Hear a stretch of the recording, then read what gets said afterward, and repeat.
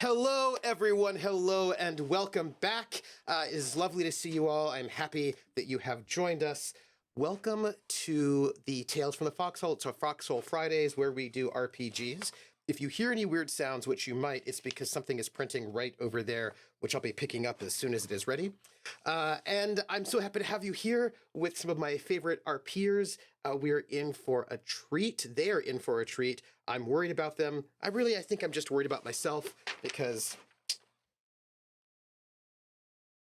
this will be a thing. So what are we doing, as a matter of fact? Well, we are playing a game called Sandman Map of Halaal, which is an RPG from 1985.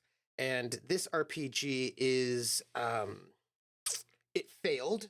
It was by Pacesetter Games, which also did Time Master and Star Ace. And this was like their big deal. They were like going to make a brand new concept, something that was not really being done before, which is like a game that is very, very about telling stories, less so with all of the kind of wargamey rules. And everybody starts off with amnesia, and it's going to be a whole thing, and it failed miserably. It did not. You could even win $10,000. None of that ever happened, I don't think. But I was like, I want to run this game though, because I feel like it'll be great. And I was right. It was great. And I got 3 players who I adore who agreed to do this thing with me because I don't know why they said yes, really. It's really unclear to me what they were thinking. But they did. They said yes. And we did the first adventure. There are 4 adventures total for this game, and we did the first one. The Sandman Comes, which, Lindy, don't say a word. I was on And mute. now, yeah. But your thoughts were very loud. I can see you. No, you know what? Keep thinking. But we're doing the second adventure, the Prophet of Darkness. And, well, you know what? Yes, I'm going to say this first. Thank you for being here.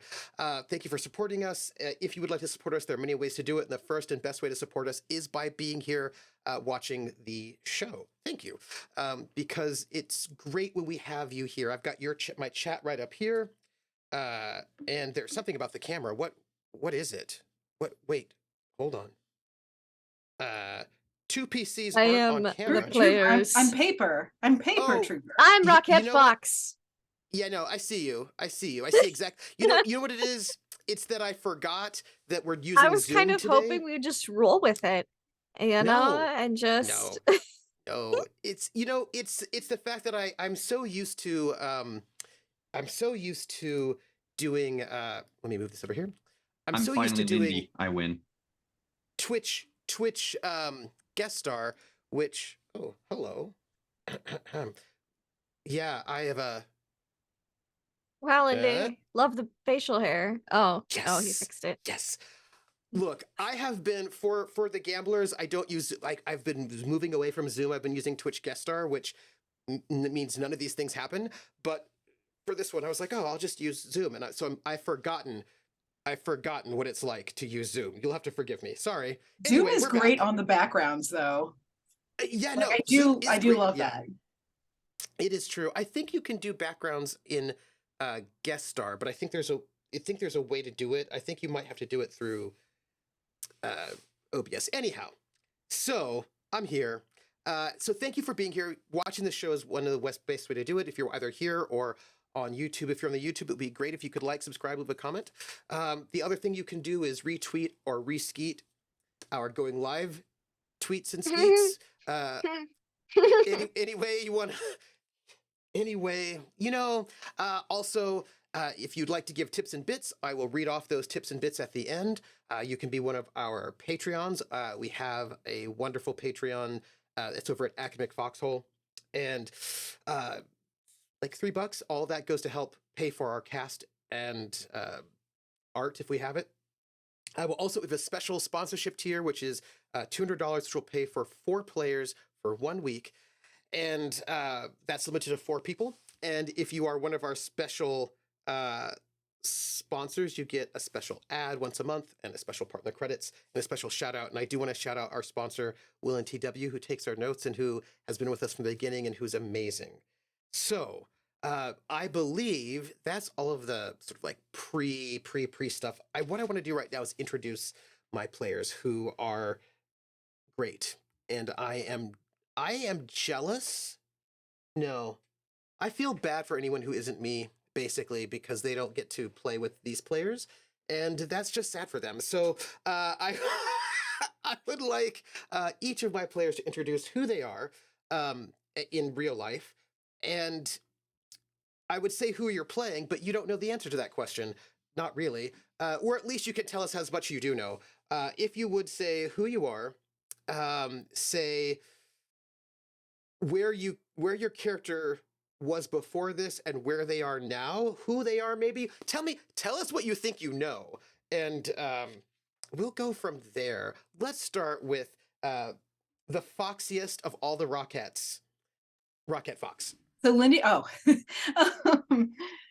yes. Hello, friends.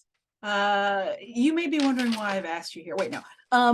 Yes, I am Rocket Fox. It is wonderful to be here. I am so thrilled to be coming back. I'm so glad we all are continuing on with Sandman. I was so delightfully surprised when we got into it, and it has not ceased to impress.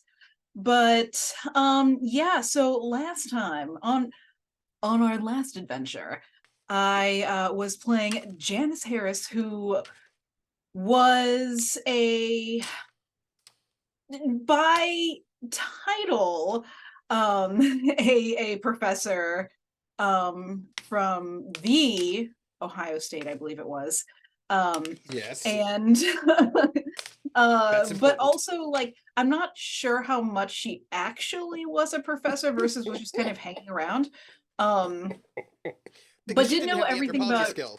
Hey, knew everything about everything with movies, and that ended up being very helpful. Yes. And also, last I knew, we were on a plane hanging out, doing some stuff. We got off, and then all of a sudden she turned around and looked into the mirror that was strategically placed right behind her, and she was like, oh my god, I've aged so much. What is this? Theater of the mind. What is this scratchy dark cloak I'm wearing? Why am I so old? Why is my nose so big? She's a witch, and that's pretty much all I know. That's pretty weird. That's weird. Yeah. Yeah. Weirder still was when we saw a doorway that turned into a rolling field. So that was pretty weird too. Speaking of weird, Lindy has a weird relation. Well, not Lindy herself, but Lindy's character has a pretty weird relationship with the Sandman, and I feel like we should probably have a discussion with that. Lindy. Hi, we're gonna get married. What? I mean, it's me, Laugh Love Lindy. I've turned this game into my own personal dating sim. It's gonna be a villains to lovers arc, or what is it? Rivals, enemies to lovers. That's the name of the trope. Enemies to lovers arc. I've already given him two lip prints, one on each side of his cheek, so he's been smooched. And I'm gonna do it again. Damn it. Until I win his heart. So I will be playing who in the last area we were in, obviously I'm an amnesiac, but as far as I could find out, I was Margaret J. Ross, Indiana Jones type archaeologist, because I was good with guns and I was good with history, so I was basically Lady Indiana Jones. So there's a lot of tension between me and the Sandman of a maybe sexual nature, at least on one of our parts. And then we got here, and I'm now dressed super fancy. I've got like a red velvet robe. I've got a dagger. Got a blousey shirt. I'm feeling very Renaissance-y, because I'm a history nerd, so I actually know that. I did a lot of reading in my memories of the 1980s, and I've got leeches and they're gonna be they're my best friends. So I'm a learned one. That's me. Hmm. Hmm. Mhm. So speaking of being learned, I'm going to toss it over to Wandering DM. I used to be a doctor, god damn it. You used to. Do you need some leeches? Now, maybe. Yeah, hi, I'm Simon at Wandering Medium. Now you see him pronouns, so does my character, who used to be Dr. William Bright, and who is now dressed in green, kind of very, very worn clothes. I have a sword, but I can't have both the sword and the cat on my lap. So he has priority 4 now. But yeah, no, and I think last thing I remember, we were at an airport in London, and all of a sudden, rolling hills. I'm also repping Yeah. our Good Society game with the background. Hey, Yeah, you never yeah. know. There might be. That's our There tree. might be. The makeout It was tree. cut down, actually, in real life. Bastards. Teenagers, right? No, one of them was a teen. No, The yeah, others were like and the others a were 40-year-old should have known Yeah. better man. Yeah. I know. Why? Because they're assholes. because they're Okay, well, that's so, y'all. If you don't know what we're talking about, I facilitated a Good Society game called Upon the Hexhamshire Moors over on Laugh Love Lindy's channel, and I set it in Hexhamshire, which this like small little town, which is right by the Hadrian's Wall, has been around forever. And there was a super old tree that had also been around forever, and apparently somebody recently decided to cut it down, just for no reason. So Dicks. yeah, I just want you to Oh. know that I have a costume piece that's right off screen that I might have to go get depending on what they all do. Just gonna note it. It's made of knives. It's a giant knife made of knives. Maybe. Simon, you were going to say? I think I mentioned it last time, but your Nightbot is still pinging an account that is not me on Twitter. Why? There needs an underscore between Wandering and DM. Oh, thank you. I'm going to fix that right now in a sort of I don't know who that other bloke is. Weirdo, probably. So, It's His one identity. tweet, and it's about D&D. Yeah. It's weird. Oh, weird. While I am very secretly just fixing that while I'm talking, but in a really subtle way so that you don't know. That's what I'm doing right now. Okay, so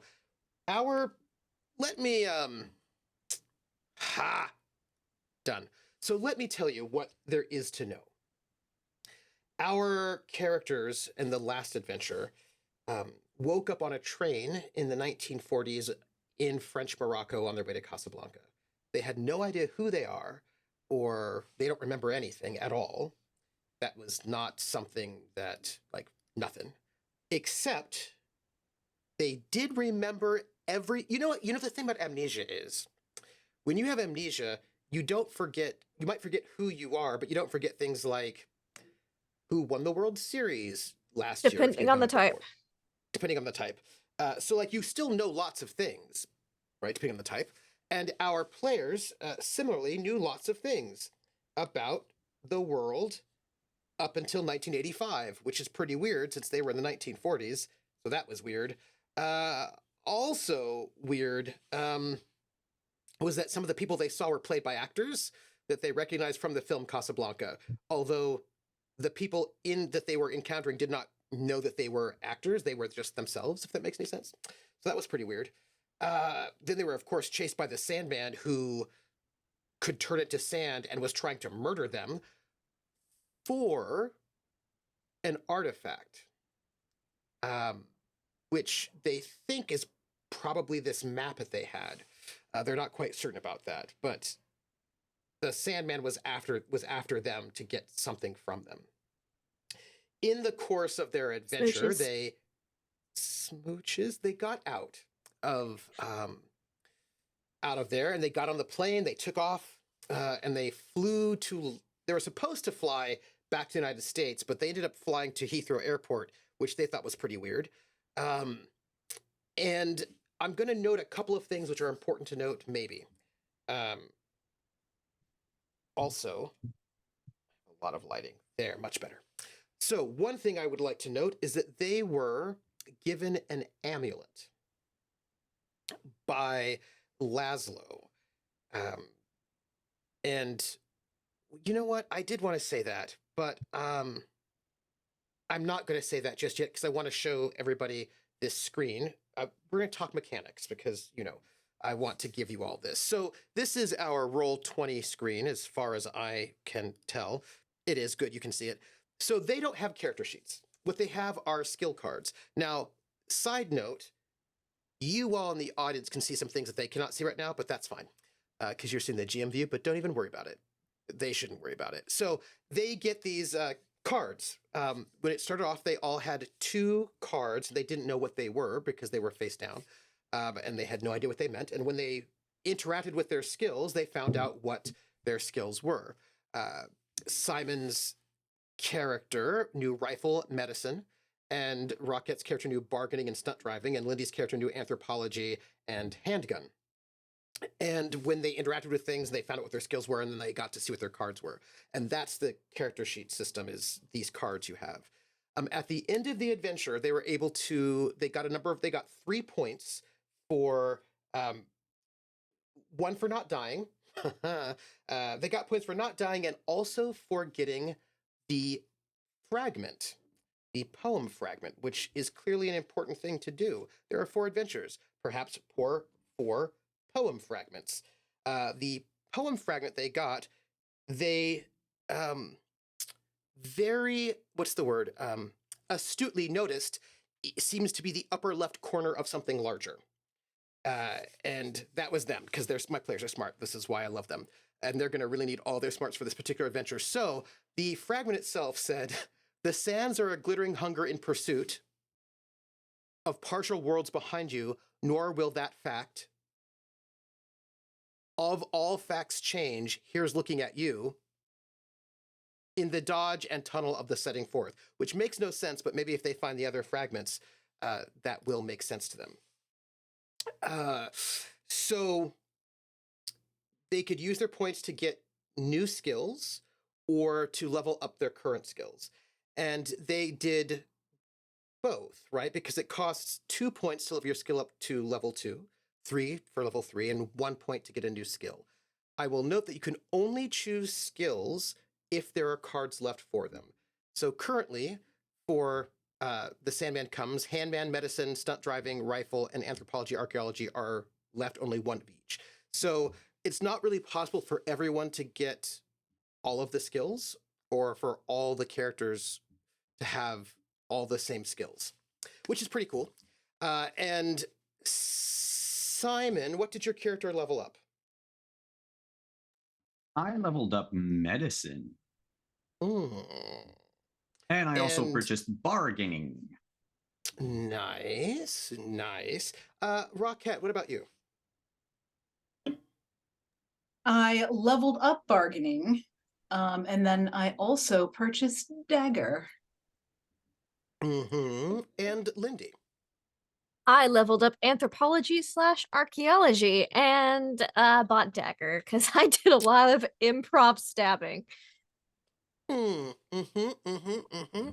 So I thought, just to set up where you were at, I should lay out some things. When you got on the plane to leave Casablanca and you met Victor Laszlo, and you gave him the plans, the Nazi plans, in exchange, he gave you the fragment.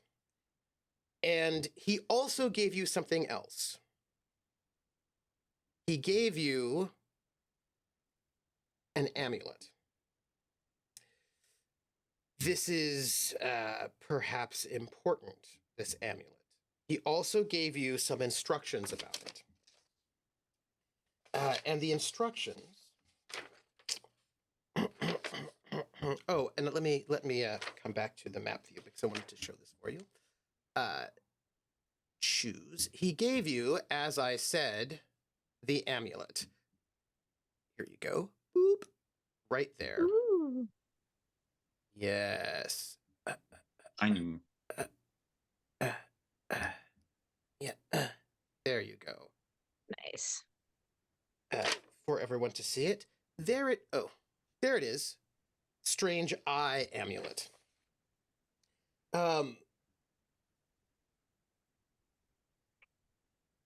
The amulet, he had it in his breast pocket. And it's made of this like twisted, elaborately twisted metal with this like single large eye in the center. And he gave you these instructions. He said, please do give this to the blind one when you find him.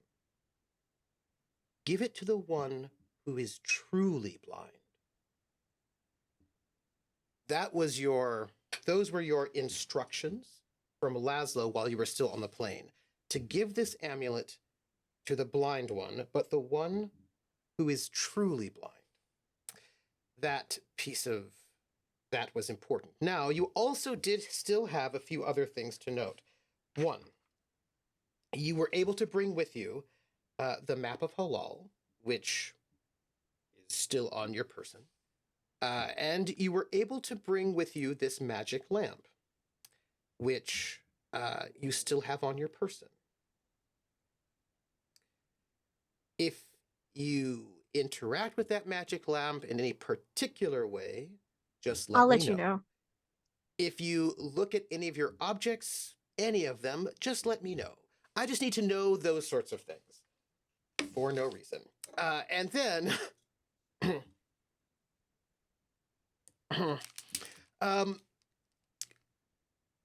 when you got off the plane at Heathrow and you went into the airport, you realized, actually, that it was all theater flats. And you were not in Heathrow. You were in the rolling hills of probably medieval England, and you all had transformed your bodies into different bodies. You did not look the same anymore. Your physical... Not only were you in different clothing, but you had different bodies. And if you would, I would love for you, and I have given you the handouts are there for you, and you should be able to see them. Could you each tell us what you look like? We're going to start with Lindy. Hi. So I've got, as per the Learned One's description, I'm wearing a deep scarlet robe made of velvet that hangs heavily about my shoulders, falling to the ground, covering my expensively ornamented shoes. A mortarboard cap sits upon my head. Beneath the robe, thank God, is a pair of clean linen breeches and a blouse-like shirt complete my attire. All in all, I wear the garb of a Renaissance scholar. I also have a belt that gathers my robe with a dagger and scabbard on one side, and on the opposite side, a small sack that has a fresh hunk of raw meat and covered with leeches.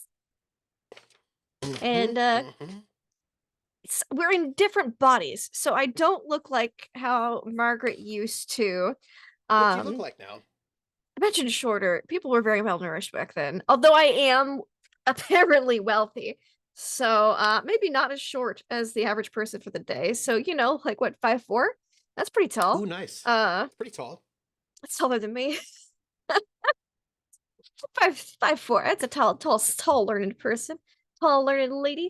And I think though I am a lady, I'm dressed a little bit more. I've got the haircut a bit more of a Renaissance guy. Probably make it safer for traveling. Maybe get a bit more respect and authority in certain learned settings. I like it. The hair's well taken care of. And I've got glasses. Oh, Oh, glasses. They existed, of course, back then. And Yes, they're Uh, basically readers because they didn't really have much Yeah. distance glasses. So they're like the little circle readers that just kind of sit on a dent that you make in your nose, basically, by wearing them all the time. apparently, the invention of reading glasses was this massive historical shift because it Oh, meant yeah. that people who had skills, of which there were not that many who had those sorts of skills, were able to continue to do those things much longer. So apparently that's very interesting. Yeah, they were like 1286 is their invention date. So not even they're pre-Renaissance, baby. Simon, describe your character. Yes. A green hooded robe of coarse wool hangs loosely over your shoulders, falling just below your knees. Tight linen breeches, which I will add that, unlike Lindy, it is not said on my sheet if the breeches are dirty or soiled. Sucks to suck. So you should tell us. What do you think? I will assume that they are probably worn out, frayed where my knees and my thighs are. I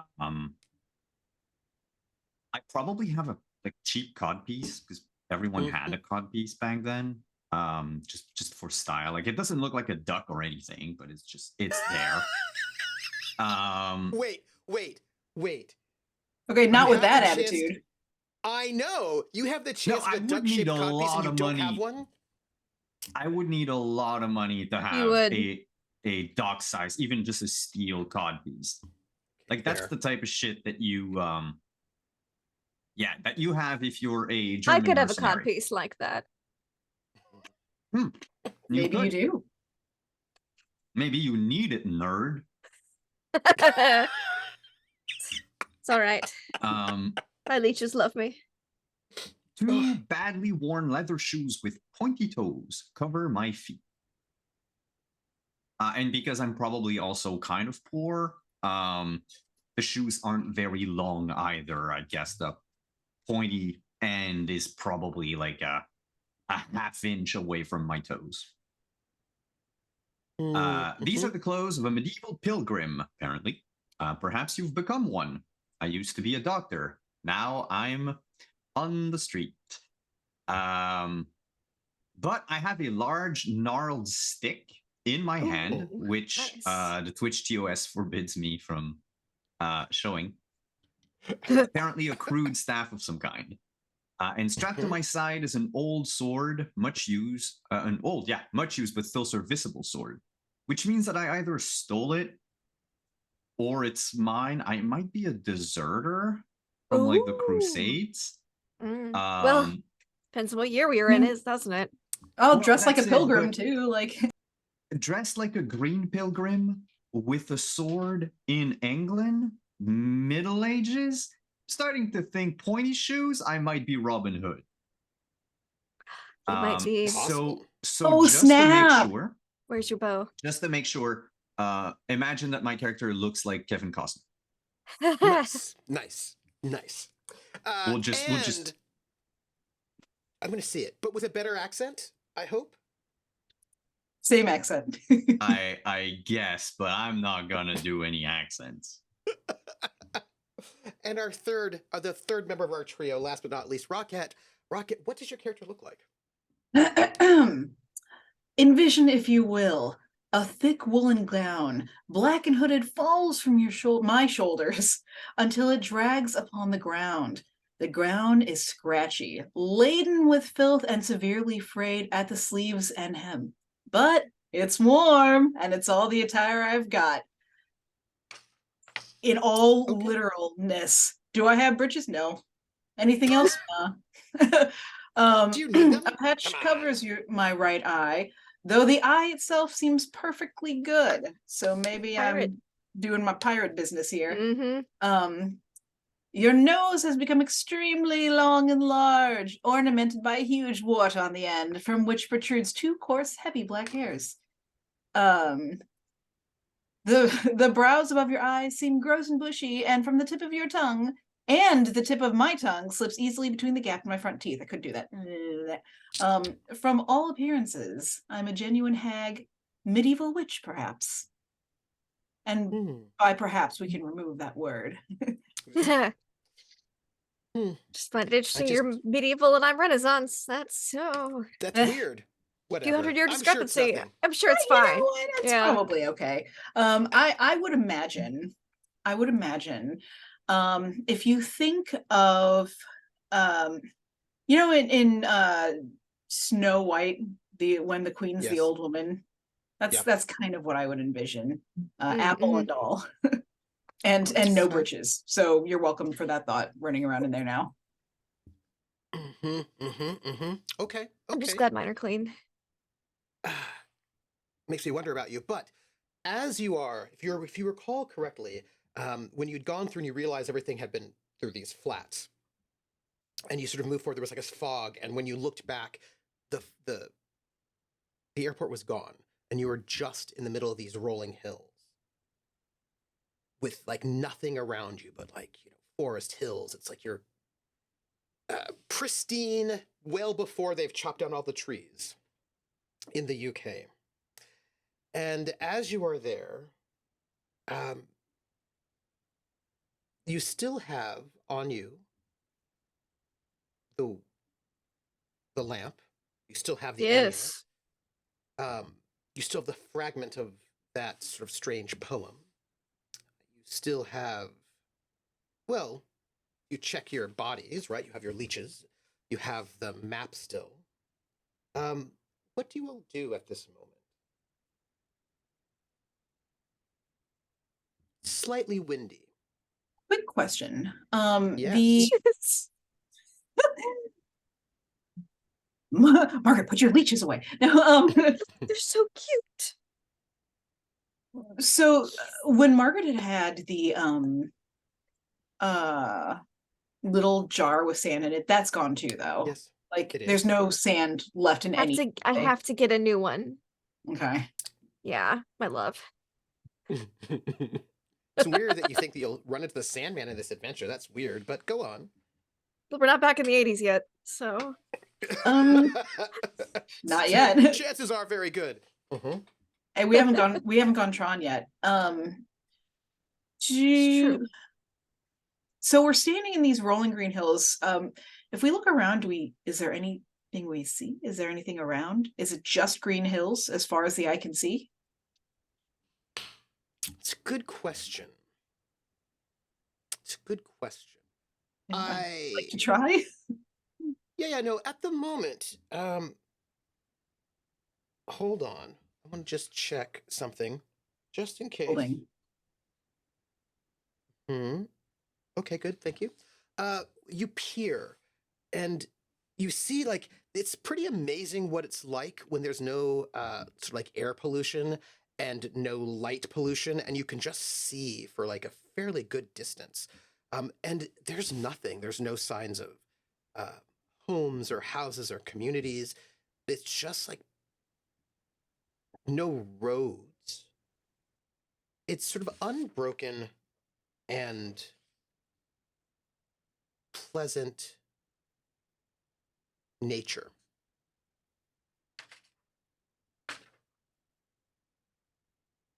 There's not even like smoke on the horizon or anything like that. Okay there. I don't think I should probably be talking like this anymore. We all look really different. Oh God, are we all the same people? Just ask that. Are you Margaret? Yes, are we Heathrow? Okay, British. Yes, I'm Margaret. Janice? Dr. Bright? Oh, Janice? Okay. Listen to my voice. This is. You look a mess. Very much. I guess we should adopt a local jargon. Forsooth! Oh, fuck. What damnable thing could have happened to us? I'm not doing that. Good at history. I never. You know, was good at history. I've read a lot of books. depending on, we could be too early for Shakespeare. Nobody say eyeball. Hasn't been invented yet.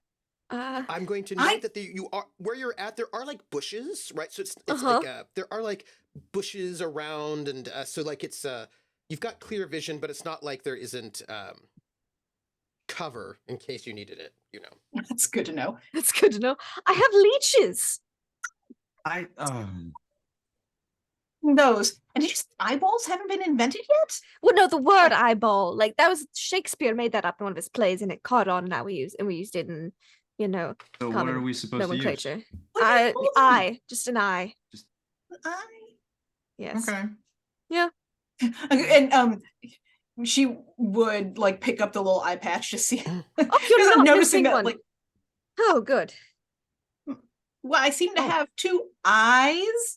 Eyes, yes. We seem Maybe to you're be in doing the the middle of whole nowhere though. pirate thing to keep one eye accustomed to darkness. That could be helpful. Oh, I shouldn't ruin it then. Yes. Yes, I'm going to put these leeches back away. They're awfully cute, though. We should have look you for put a sign of civilization, perhaps. Find out what time it is, whatever we're in. Yeah, let's I don't avoid see any anything. cuts. Also, I still have the lamp, in case anyone was wondering. So. Oh, and I have in my no pockets, who knows where I'm carrying it, I have this Pouch? amulet. Pouch. You probably would have pockets. Pockets have been around for a very long time. They're just different. Instead of having They're ones those with continuous outside ones. Yeah, outside ones, or you have a slit in your fabric and you have inside pockets that are just basically waist pouches. I have this amulet.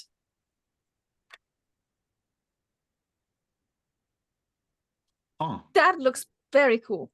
It's magical, I think. Let's just put that back. What away. aren't we supposed to give that to the one who is truly blind? blind, yeah. What does that even mean, one who is truly blind? Right. We could blind anyone and make them truly blind. That is true. Perhaps blind in maybe more than one sense of the word, or there's a bunch of fakers out here, like, scammers I was going and to such. say we might encounter a fake blind person, and we have to make sure that they are not the one. But I like your idea of a truly, like, in every sense of the word, blind. I guess we'll just have to keep our eyes open. Well, it's not like there's anyone around aside from the three of us. Well, not that we can see. I mean, there's. As you say that. As you say that. Well, damn. And again, I will note, if any of you touch any of your things, just let me know. I've touched my leeches. Okay. Yeah, I pulled the amulet out and then Yes. gave it back. I've not pulled out the lamp, I- but I did mention it because I didn't want to flash that out. But I've made my leeches smooch, and And one put of them them is back the on the Sandman, and little one is Miss You. piece of yes. As you say that there's no one around, that is not necessarily true, because you do notice, and Janice, you notice it first, because you've been, looking. In the far, far distance, very far distance, you see two figures. They're out in the fields, right? In these sort of fields. You see something quite strange, actually. You see a young man dressed in tattered medieval garb, and he is leading an old man across the field. They're not coming towards you. They're sort of going away from you, but they're sort of like going across the field, and the young man is leading the older man. And the field that they're on is sort of flat and open. And it seems as if the old man is blind, because the young one is leading him, right? As if to sort of help bring him to where he needs to go. The young man, and this is probably why you notice it, is walking in this very strange and exaggerated way, like a stork or an ostrich with like legs coming up really, really high. Not he's goose stepping. Not. More like he's trying to, as if he were climbing up a hill, right? But Okay. there is no hill because it's flat. As but if like, he you know, when you're wasn't like, sure what the denivellation of the ground would be. Like someone who can't see very, very far and he's not quite certain. So he's not truly blind, he's the other one. no, it doesn't seem like that. It just seems crap. like for some reason he's walking as if he were climbing up a steep hill. But he's Mhm. not because the fields are flat, which is odd. And you can see that he's encouraging this older man from gesture, at least. You can't necessarily hear him. So, helping him forward. And you can see that it as if he's helping the old man climb this steep hill as well. And the old man is making these gestures sometimes as if he's having to put his hand on the steep hill grade, but in air because there's nothing there. But he's also walking as if he's climbing a steep hill. But there is no steep hill, just to be clear. They're just walking in this sort of way as if that is what they're doing. Kind of in the way Um, that some might have tried to go into an airport that wasn't really there, Perhaps. possibly. Hmm. You can get the sense that they're talking, but they're too far from you to hear what they're saying. Until the wind shifts its direction, and their speech, sort of distant, is carried to you from across this great distance. And it's the old man who speaks first, and he says, When shall I come to the top of that same hill? And the young man says, You do climb it now. Look how we labor. And you can see them continue to sort of walk as if they're walking up this steep hill. And then the old man stops and sinks to his knees. And the young man backs off just a little bit. And then the old man rises and he raises he stays on his knees, but he raises his hands to the sky in a sort of a gesture of anguish. And then he falls forward onto his face. And then the young man runs up to him and helps him up. And the old man says, But I have fallen, or no? The young man says, From the dread summit of this chilly bourne, of this chalky bourne, look up a height. The shrill gorged lark cannot be seen or heard. Do but look up. And the young man helps the older one to his feet. It's difficult to do so. And they begin to walk away as if just normally, like normal people, they just sort of start walking away. Would, as a film aficionado, would I recognize those lines? That's an interesting question. As a film aficionado, would you recognize those lines? Ooh. Or as someone who reads a lot of books. Would someone who reads a lot of As books someone who reads a lot of recognize? books, would you recognize those lines? It's more likely someone who reads a lot of books Mm. would recognize those Oh, lines more than I'm somebody so who glad one watches of a us lot decided to of be a films. pop culture person and one of us is a huge nerd. This we power decided team, power so team. arbitrarily in like the first 10 minutes of the first game. But this is important. Film, big film nerd. These things have been filmed, but not as pop culturally. Okay. Book nerd, much more likely to recognize this.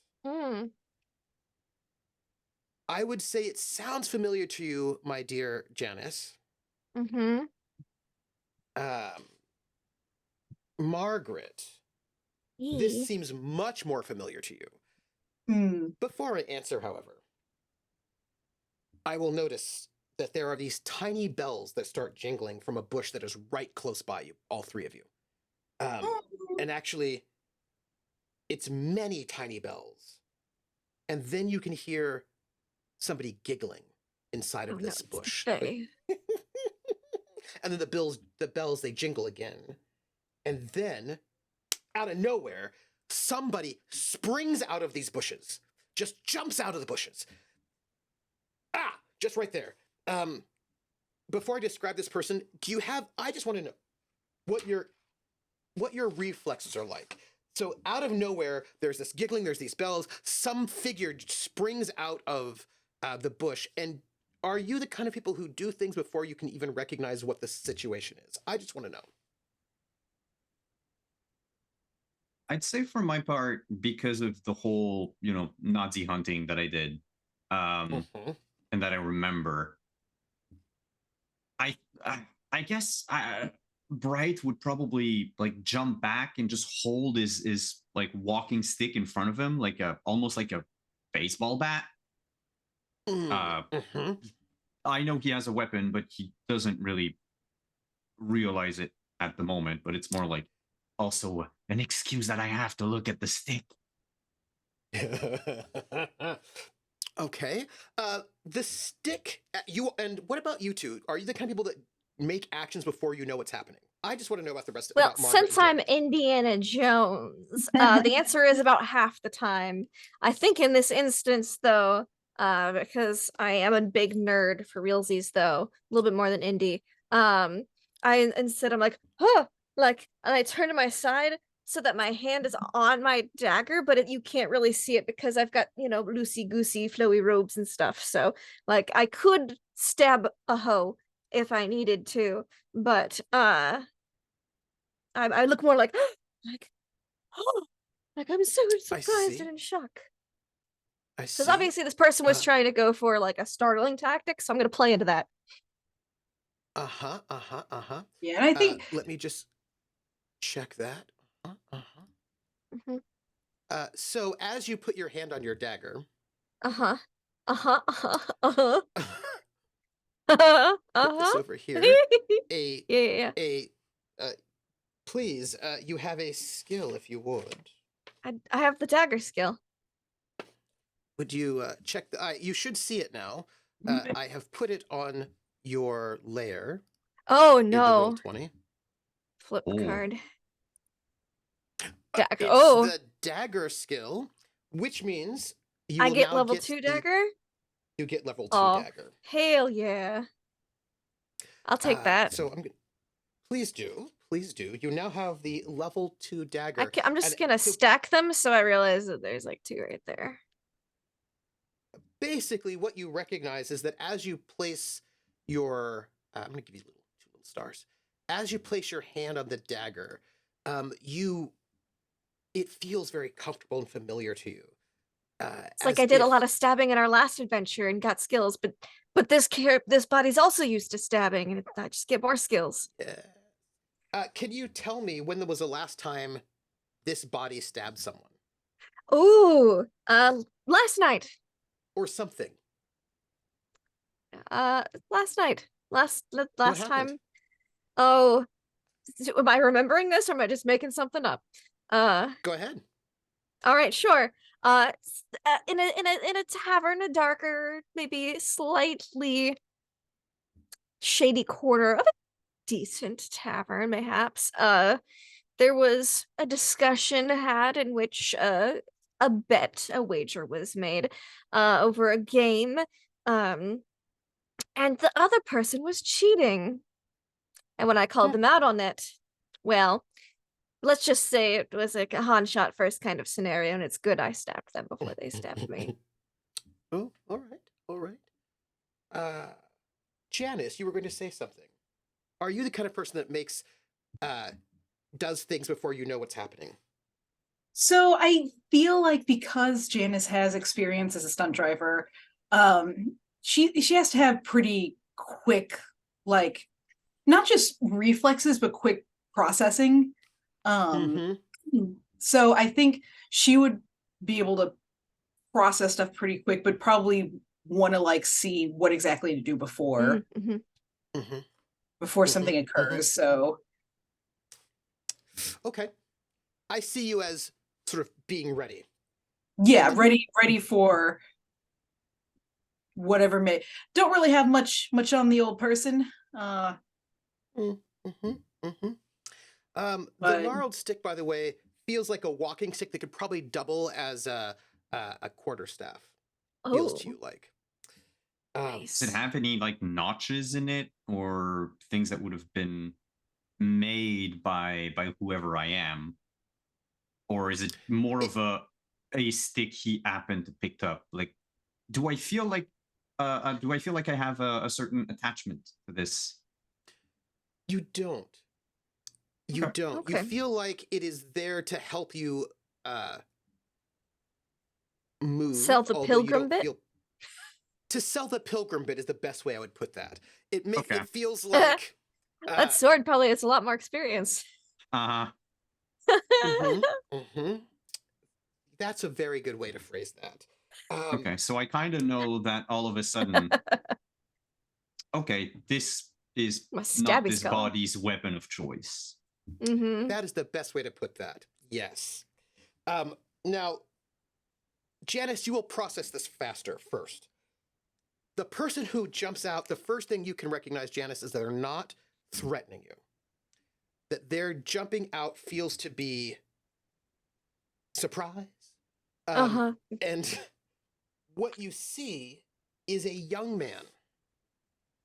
And he has a cap with 3 points. Mm-hmm. And each of those points has a bell at the end. And he wears these very large pointy shoes, which also have bells at the end. And he's wearing an outfit that is multiple colors, greens and reds, patchwork and stripes. Oh, does he have an instrument? And there are bells over his entire outfit. They're sort of like sort of sewn into the entire outfit. And yeah, it's he's wearing a jester costume, is what he is doing.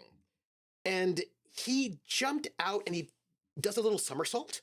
And he sort of pops up and he has got no instrument, but he looks very excited to see you all. And he begins to dance like this with his big eyes. And I think Jazz would kind of hold her hand toward William. I don't believe he's a threat. Sir, please. No. Oh, he's doing a flip. Oh. Most impressive. Most impressive. Wow. Yes, Such- huzzah and Such all talent. And Who I are you? and I glance around to make sure that he's not a distraction for something else to be happening. There was a time and a place in another game when someone impressed the world with limericks. This jester, dancing in weird, sort of strange dances, speaks out and says, "Here comes good news from a plain to bring sight to the blind man again. To the north you must go, where the black winds blow, and the storms of darkness do reign." And he just jingles. I'm sorry, did you say the blind man? Who's the blind man? Here comes good news from a plain to bring sight to the blind man again. To the north you must go, where the black winds blow, and the storms of darkness do reign.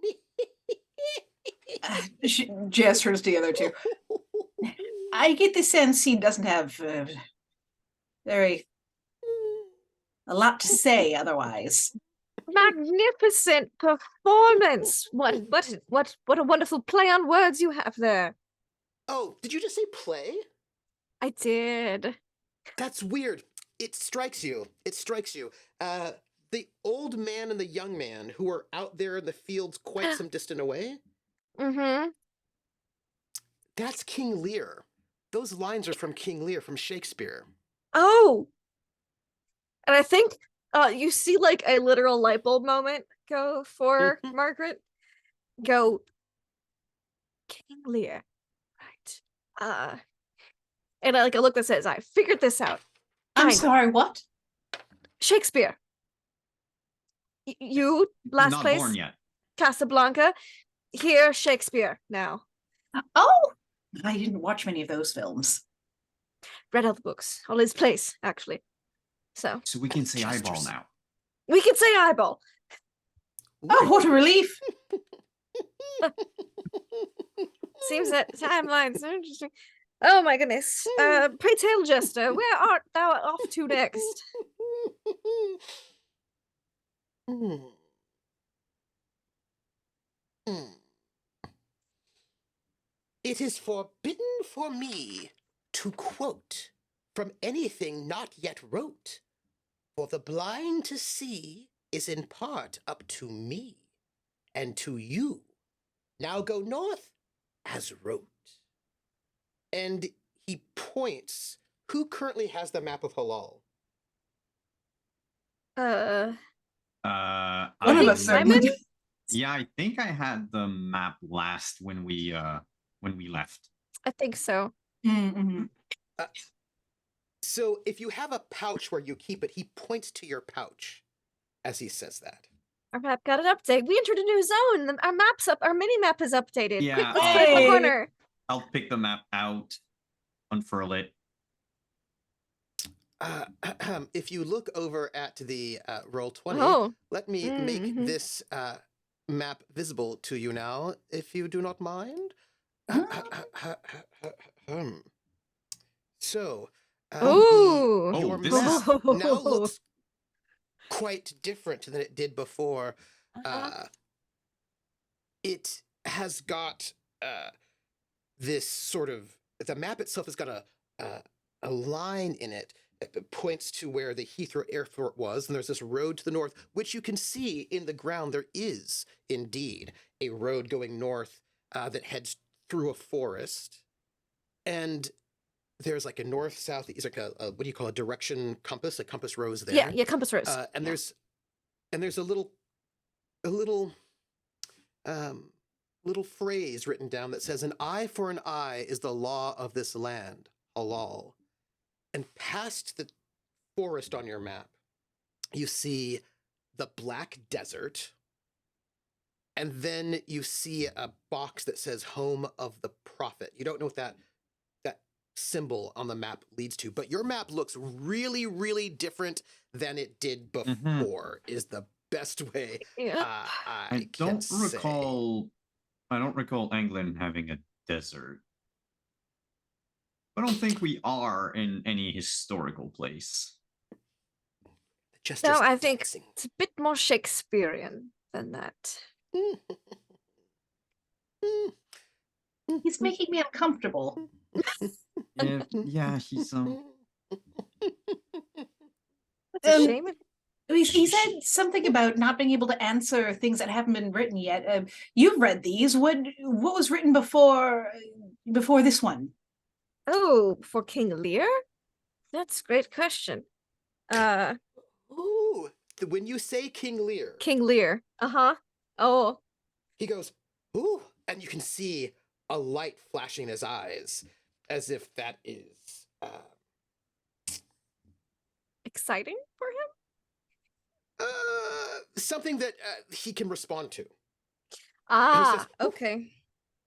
There was an old man named Gloucester, whose eyesight 'tis piteous he lost her. Blinded is he, but still can he see. No one's blind from a mere accoster. Did you either write that down or say it one more time? mere accost, like ACCOST. From accoster. Oh, So just blinding accoster, someone okay. will not make them Truly blind. right? Mm-hmm. Yeah. Truly blind. There was an old man named Gloucester, whose eyesight 'tis piteous he lost her. Blinded is he, but still can he see. No one's blind from a Okay. mere accoster. There was an old man named Gloucester whose eyesight we're ever just going to piteous. find- He lost her. Yep, He's blind as he with truly his blind. kids. Hmm. And the jester does a somersault. Oh. He sort of capers a little bit. And he's jingling all over the place. Goodness.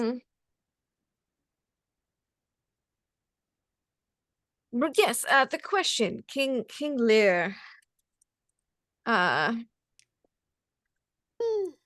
What was written before King Lear? Says Lindy, who doesn't actually know much about Shakespeare, but my character would. Oh, there's this one quote.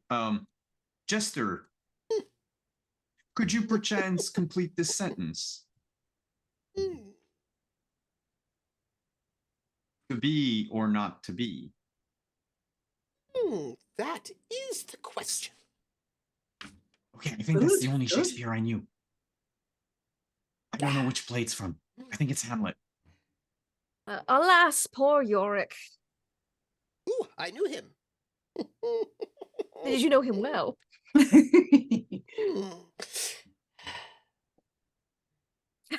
He sits and he thinks, and he says, "Here comes good news from a plane." And as he says it again, you think he's saying it to an audience that is not here. To bring sight to the blind man again. Yes. Like, yes. Go to north. the north you must go. Oh, goodness. Where the black winds blow. And the Black winds mean storms of sad. darkness do reign. Oh, do you suppose that entire desert is the Yes, I think we should go north. well, we apparently don't have any choice, or else he's going to keep saying it over and over. Well, He's already it said appears it like 5 it has times. been written already in advance. We are in a play. We should play up our roles. Well, Oh, I Here was never comes much for roleplay. good news from a plane. Okay. To bring sight oh, to a I'll put the blind map back man. in my pouch Okay. and start walking well, north. let's go ahead and leave. Let's leave this To place. the north you must go. Oh, wow. I am That's weirded out. To the black north we're going. winds okay. We're going to go now. Would you And like and a the leash? storms of darkness do reign.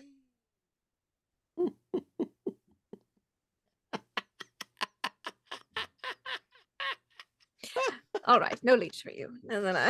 Okay. Yes. Still, let's leave. This is very Let's go strange. north. We- This is a silly North? North, yes. North. Yes, we have to go north. As you turn your back on him, the bells stop jingling. Mm-hmm. And we turn around, he's no longer there. That is correct. He is no longer there. It Oh, that's a does relief. Not sound like he went into the bush. He's just no longer there. Well, You know how it is. thematically, anything has to do with it. In King Lear, the issue was tackling the patriarchal monarchy. That's what Shakespeare was writing about. So maybe there's an issue with the Well, Listen, I mean, patriarchal. that But certainly are shouldn't we- be too hard. Last time we were in a movie. If we are in a play, and he's going to grab the sword and pull it out and ask at the same time, is this just a prop? I'm so sorry. Did you just say that you grabbed your sword? Oh, yeah, you Yes. did. In public. Yeah, I that want sounds- to see if it's a prop or not.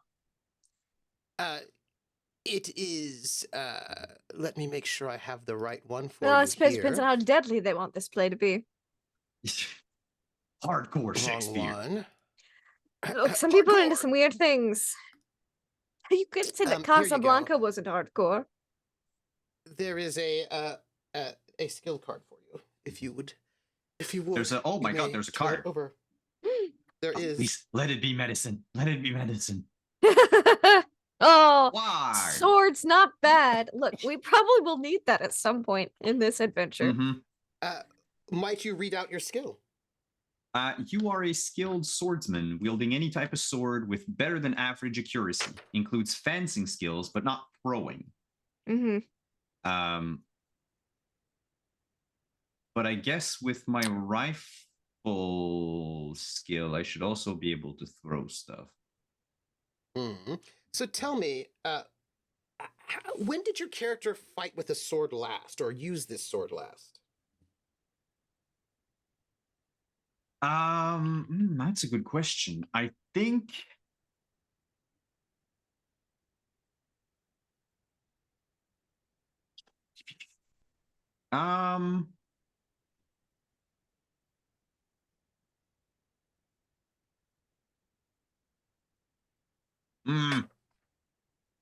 I'm on the spot and I don't know what to reply for the first time in forever. Was it practice? Like, what was Yeah, it? before. Yeah, no, I'm thinking it's because I have like all these tropes and I'm trying to find one that's Yeah. not like overdone, right? Oh, please! Um, If it's a trope, you just embrace the trope.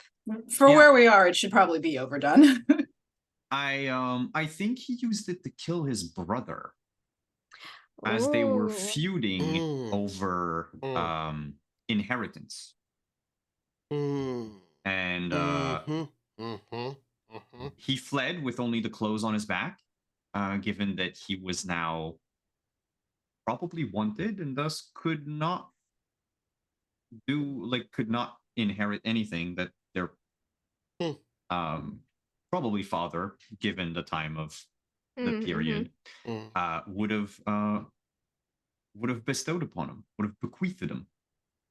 So he's probably someone of some means, given that he owns a sword, which means that technically he's at least a knight or the son of a knight. Yeah.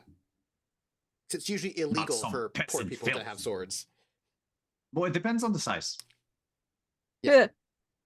No, I'm yes, I is a joke, but I know. also that's as they say, you know.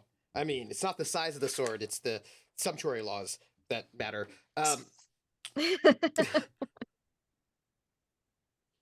Yes. I think he hasn't cleaned it, and there's still like brown blotches of dried blood on it. Oh, this is not a prop. Putting it back down. No. Sheathing it back. It looks like my you have dagger. some- I think I stabbed someone yesterday. I think I did too. Yesterday? Or like way back? No, I think it was a few days ago. It's kind of vague. Fun. Janice, do you have a weapon? I got to Are we claim all self-defense. arms? Once again, both of you have figured out what you can do. I don't think there's any stunt driving at this point in time. Oh, you know, Janice, I hate to say it, but you kind of look like a witch. Have you tried saying double, toil and trouble? Double, toil and trouble. And at the same time, it's going to be like reaching in the pockets to see if there's anything in there. I have a question. I have an answer. Are you trying to figure out how you might harm people? Maybe. Yes. Yes. That's a weird thing to try to figure out. Why would you do that? Why wouldn't I? Everything's trying to get us. I suppose that's fair. Maybe have a new magic. skill card as you ponder. Oh! All right.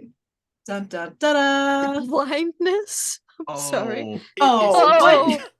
I have blindness. Oh no, you can blind people. What? Okay, here, hang on. Let's take a look here. You can temporarily blind any one character or creature, provided the victim is within sight. Counts as an attack. The skill is magical. I'm a magic person, but it requires great effort. Tell the storyteller you suffered one scratch wound every time you blind someone. Check to Would interpret. come in handy. Wow.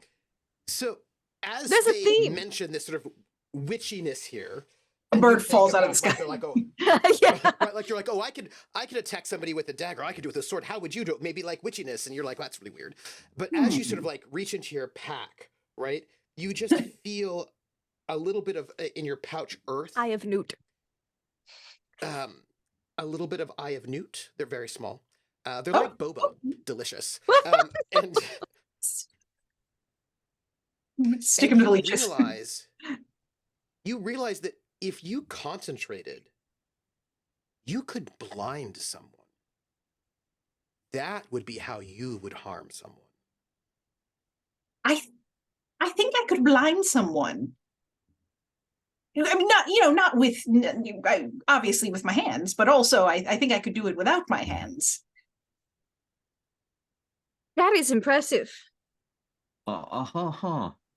All I have is a leech up my sleeve. And now that leech is blind. Oh. and then gets a little scratch. Oh, I think it comes with a consequence of some sort. Oh, well, Alfred doesn't seem to like that very much. If he calms down and lets you know, maybe see if it has a wear off, if it's permanent. Oh, that's good to know. Sorry, Alfred. That's my mistake. I didn't realize you needed their sight all that much. I'm gonna need Margaret, you is to. that leech attached to your wrist? Yeah, he looked a little hungrier than the rest of his This is fellows. unsanitary and not a medical practice. This is Who asked? Leeches are medicine. Leeches are used in leeches modern are used medicine. in medicine. For a few things, Margaret, not for Look how fun. He's a little slimy. You know, Dr. Bright, if you wanted to pet him, now would be the time. He can't see. Or you could pet the Mary leech. or Thomas. Oh, I want Or to name Stephen. one. Oh, sure. We have three left. We have two left. Oh, name that one Gregory. Gregory. That's a good, strong leech name. Oh, Yes. it is. I imagine we're still walking, like, kind of along. Oh yeah, we're walking and talking. What about this? Would you like You're to name this walking? last one, William? Perhaps we'll name it William after you. I Oh, am not naming a William leech. Jr. All right, William Jr. Oh, that's a nice name. As you are moving along this road, it's not yellow brick. It's like a nice yellow packed earth as you're walking along this sort of mystical road, special road, towards this forest in the distance. The road heading north it winds pleasantly through the countryside, passing clear spring pools, ringed with edible plants and vast open fields of wildflowers. It's beautiful, it is warm. Here in the fields, before you get to the forest, everything is lovely. And the sun, it inches westward. And perhaps in an hour, you've been walking for quite some time. Perhaps in an hour or so, the day will be done. And ahead, to the north, the road disappears into a great woods. There's something about this that feels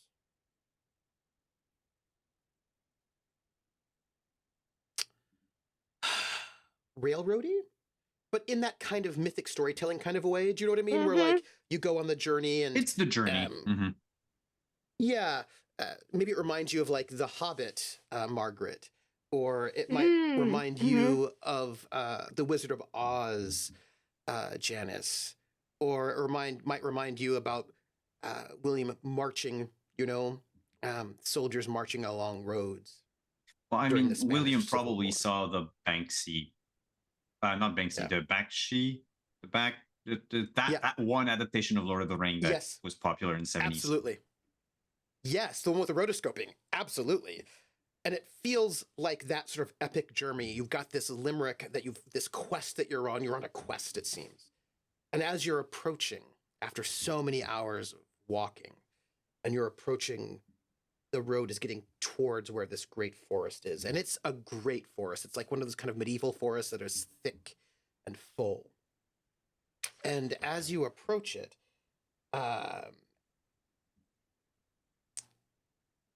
there's only one way in, right? There's this road. And here, let me I believe this might do it. Oh. Uh-oh. Bandits.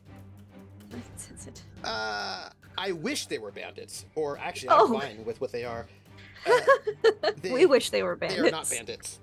You might wish Spanish they were bandits. Inquisition. They are okay, nobody expects that. You see three men And One for each of us. they are, yes.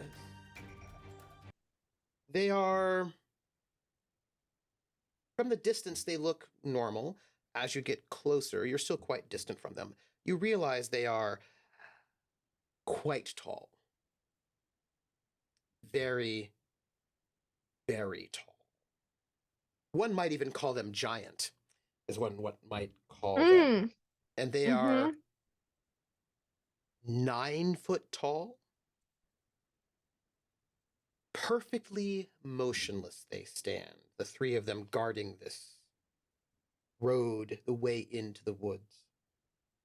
And they are partly armored. They wear these Viking helmets, actually. But the kind of Viking helmets that we know now are not historically accurate, right, with the horns. Doesn't matter, though, because they're cool. And they've got these enormous circular shields. And these shields catch the rays of the setting sun in this very picturesque sort of way. And 2 of them stand side by side. One is wielding a large sword, and the other a great battle axe.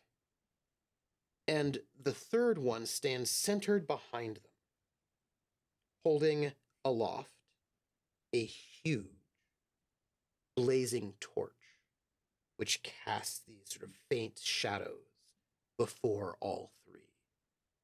But they stand completely and perfectly still, like statues. Oh, 'tis excellent to have a giant's strength, but it is tyrannous to use it like a giant. That's Shakespeare, by the way. Oh, Well, That looks potentially dangerous. I'm not going to lie. I thought you're. Oh, go ahead. So is Margaret? Is this in Shakespeare? Do they come alive? Do they swing their? There's no actual giants in Shakespeare. It's called about someone who was strong arming some people. I just thought it was appropriate. Oh, Oh, it's not a magical phrase to get them Giants. to let us pass. Probably not. Oh.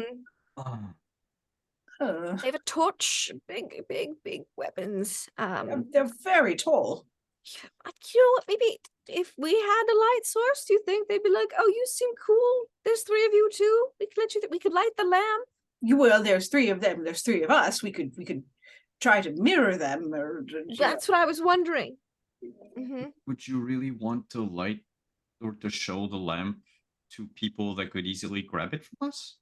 Well, I mean, if we stand far away, I mean, we're small and nimble. Also, strange things happened the last time we lit the lamp, so maybe they wouldn't be there anymore if we lit it.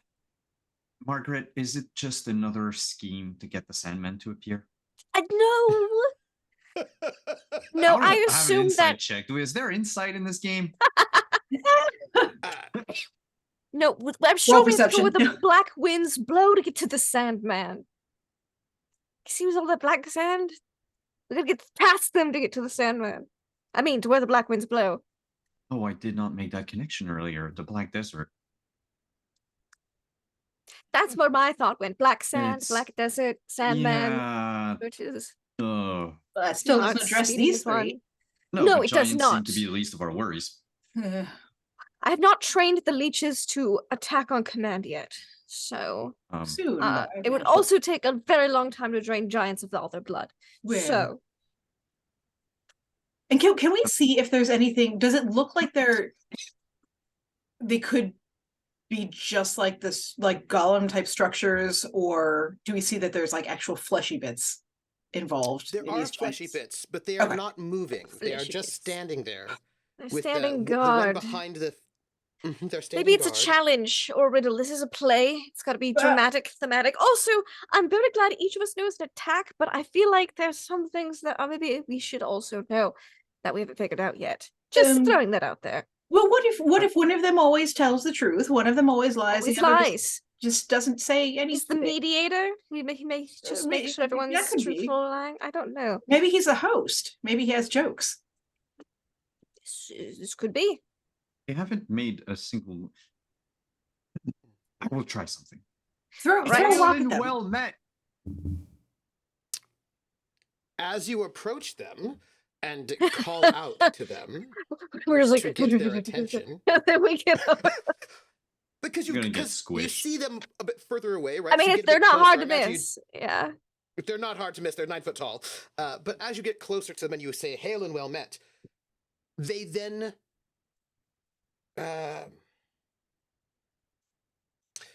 they activate. That's not the best way to put it, but like once they are addressed, they begin start to moving. sort of No.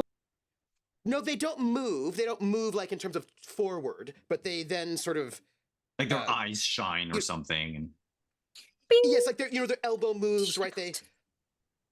But more specifically, what they do is you can see all three of them take this huge breath. Breath. This Like they haven't been very awakened in a deep while. breath. Mhm.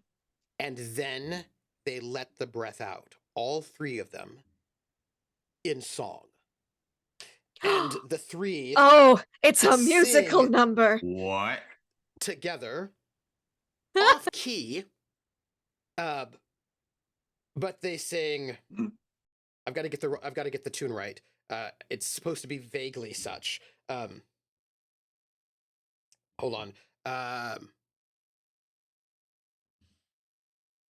We are the guardians of the way. We seek the bearers of the sight.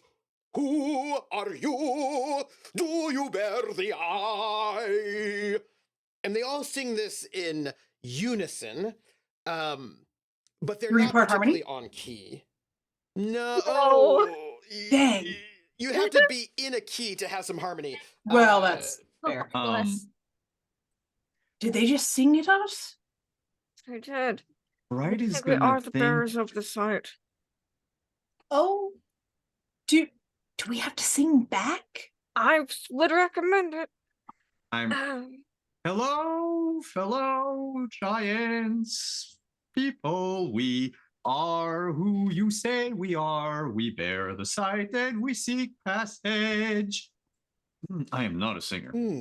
No, that was good. That That was was good. not bad. That was better than I No, expected. it wasn't bad at all. And they sort of look at you and they go, "Ooh," right? And now I'll note there's two of them are armed and one of them has the torch, and they sort of look at you and you sing back and they go, "Oh," and they don't speak among themselves, but they sort of look to each other, and you can see they've got these big, tough faces, but they're sort of thinking about it, and they sort of look as if they're like, it's not psychic communication, but Like twin talk, you just make faces and they're like, oh, yes. And then one of them says, well, they all three, right, says, the amulet is the sure sign of the sight bearers. The prophet says that a pilgrim, a scholar, or a witch shall carry the amulet. Do you have it? Do you know who does? Do we trust them? I mean, do we show them that we have it? I mean, I don't want to get stabbed. This seems very play-like. So we should probably just go with it, maybe. Get the feeling there's some sort of sentries. I just don't want to Yeah. sing the next verse. I'll sing it. Indeed, indeed, indeed, we have the sight. The amulet our pilgrim has. It's What? No, applied. I'm not the one that has the Yeah, amulet. you. My Oh bad. no, was it Janice? Actually, it's me. Oh, that's right. I forgot. Yeah, you have the map. That's what Do it you- was. Do you pull out the amulet? Yes. And hold it aloft. Right now, I just have this. And, but- and all of us see if we have the singing talent. No, Right. we don't. Maybe not this adventure, although you don't know about the next one. Oh. God damn. Here's You I don't go. know about the next one. Oh. The minute you bring the amulet forward, their eyes spark. And then there's a hushed sort of recitative. They go, the sight bearers, the sight bearers, they are the sight bearers, they are the sight bearers. And then one of them sings, we are the servants of the prophet of the darkness, who resides in the north. We are seeking the sight bearers, the ones who carry the amulet of the eye.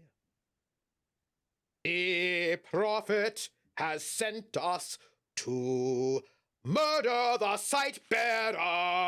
Shit, I told you! and wrong then call. forward to attack you. Puts the amulet back in the pocket. Well, then we know better for next time. I knew this was a mistake. Yes, and they now are going to attack you, my friends. It was very thematic and on play. Just, Yes. And, next time we're a merchant, an instrumentalist, and a monk. I will note that they have been sent by the Prophet of Darkness to kill the sight bearers, which is you all. And before we get into this fight, we're going to take our break. As these giants brandishing their weapons move forward to you three. And, well, two of them, the one behind with the torch, has the torch ready, casting the shadows upon them as the other two move forward with their huge, massive weapons to decimate and destroy you, the sight bearers. Well, we know for the next time. Well, you do know that the Prophet of Darkness is trying to kill you. That's also good to know. That's very important to know. It's not that we're walking in blind. Oh, Not yet. not yet. My friends, we're going to take a 10-minute break. Stretch your legs, drinks, hydrate before you dehydrate, and we will be back in 10 minutes when our heroes, good classic heroes, are going to take on, we'll see, I don't know what they're going to do, these three giants sent by the Prophet of Darkness to murder the sight bearers, which is currently them. We shall return in 10.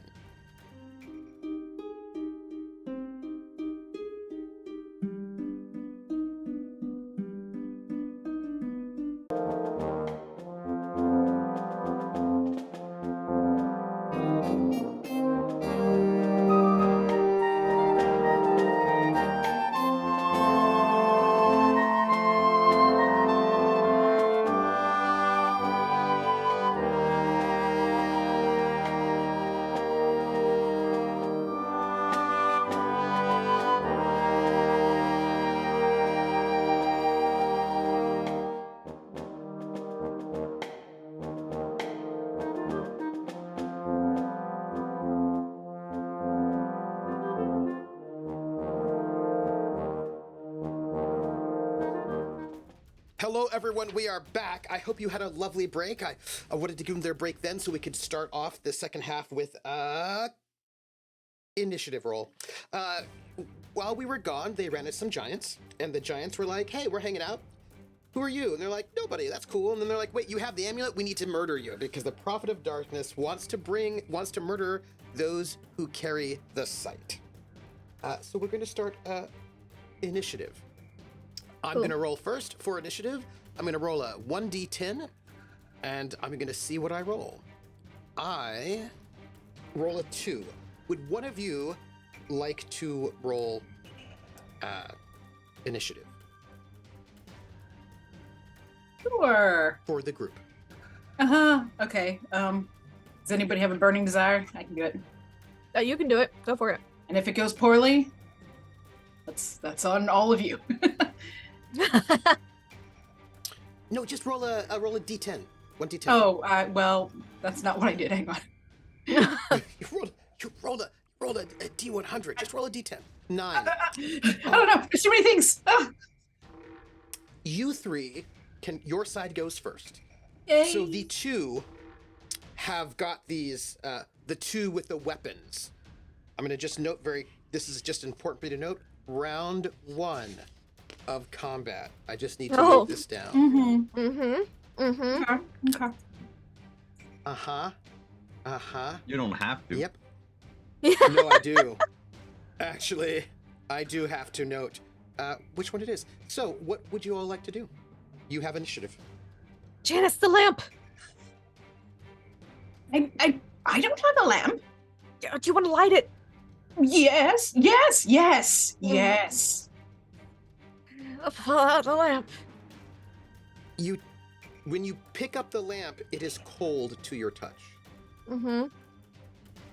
In a way that it was not when you were in the cave. Oh. Well, who knows? Rub it, light it, something. Here. Hand it to Janice. Well, draw my dagger. Holding the lamp. You pass the lamp off to Janice. That will be your action, Janice.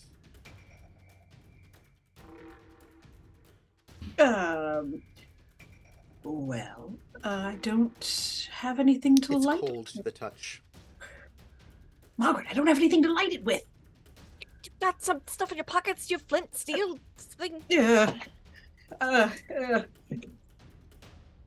No! You went through your pockets and you don't have anything to light it with.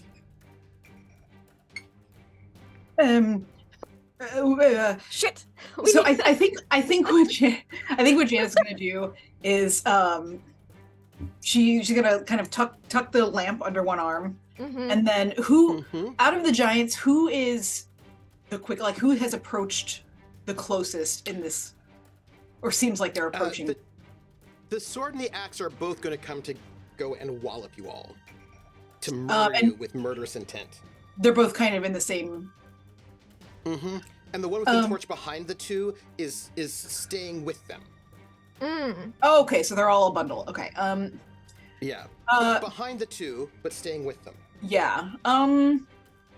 Let's go for what we're gonna do is the sword probably reaches farther than an axe. So we're gonna go ahead and she tucks the lamp under one arm and then kind of starts to focus. And then the one with the sword, we're gonna try and make him blind. We're gonna try and blind him. Wow, that's rude. So is murdering us. Announcing that they're gonna come kick us is very rude as well. I guess that's true. You're going to need to roll. You have skill level 1. Mm-hmm. I want the arson skill. Okay, here we go. Oh, wow. That did not go well. You rolled a 100. I certainly did. Let me just write You know down which right here. Is about difficult as rolling a 1. I would just like to point that out. This is true. You concentrate. Mm-hmm. And as you do, blood starts coming out of your nose. Oh. Just still concentrating though. As you focus, there's like you can hear like something far in the distance that sounds like a motor, and it breaks your concentration. And the spell does not go, but it sounds like an engine of some sort, like on the wind, very far. A lawnmower or something, or a hedge trimmer? What is that? Like a. Do you hear that? Hear what? I think William is Simon. probably expecting the giants to swing at any moment, so he's just. Mm-hmm. Yes. Here, I got. Yeah. We can stab or run. He has an idea. It is Oh. your go, Simon. Stab next turn. Given that I am a skilled swordsman, You are?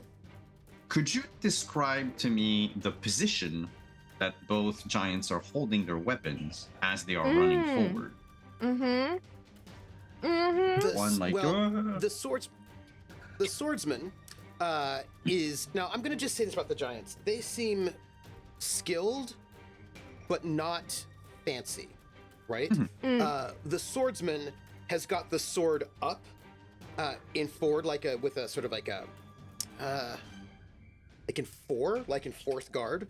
The axeman has got both hands on the axe and is wielding it like cool. That's the one I like want. a baseball bat. Yeah, it's just because and it's higher.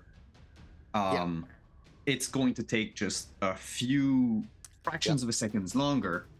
And so I'm going to go in knowing anatomy. I'm aiming for the what is it? The artery that's in your The leg, thigh, the thigh, in the leg, yeah, where it connects with your the pelvis. The femoral. The femoral artery. So the goal Nice. is to, because they're only 9 feet tall, right? So I can't really run under their legs. Yeah. Like we're not Battle of Hoth Mhm. hitting it. Okay. So yeah, it's probably just going to be a come forth, wait for the axe to swing down, deflect it, and then just stab in the Nice or- slice. kind of a slash upward. Yeah. Roll it. Yep. It's gonna fail. You're at a 60%. You say Ugh. that, but I rolled an 85. Wow, y'all. You come in, right? And we got squished by the the- giants at the entrance. And the axe comes down, you move out of the side to go and stab right in its leg, but it's able to twist the axe to deflect, and it goes, "Ha, ha, my turn!" And it swings back around. Oh, they're still singing. Oh, do they really have to sing? Yes. And is going to come and swing. Where is my cursor? There you go. And is going to come and swing the axe right at you, in quick succession. Ooh, Succeeds. I don't like that. Makes that roll by 14. Could have been worse. 14's not the worst. Yes. Yep.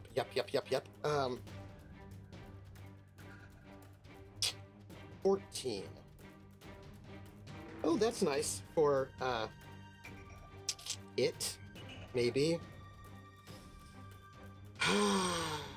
I don't know. As this huge, massive axe is sort of twisted around and comes at you, you get it's gonna be really bad. You can tell. You're gonna have to move to sort of try to avoid something quite awful. And as you sort of try to twist out of the way, you get a heavy slash in your side. It's not good. It's not good.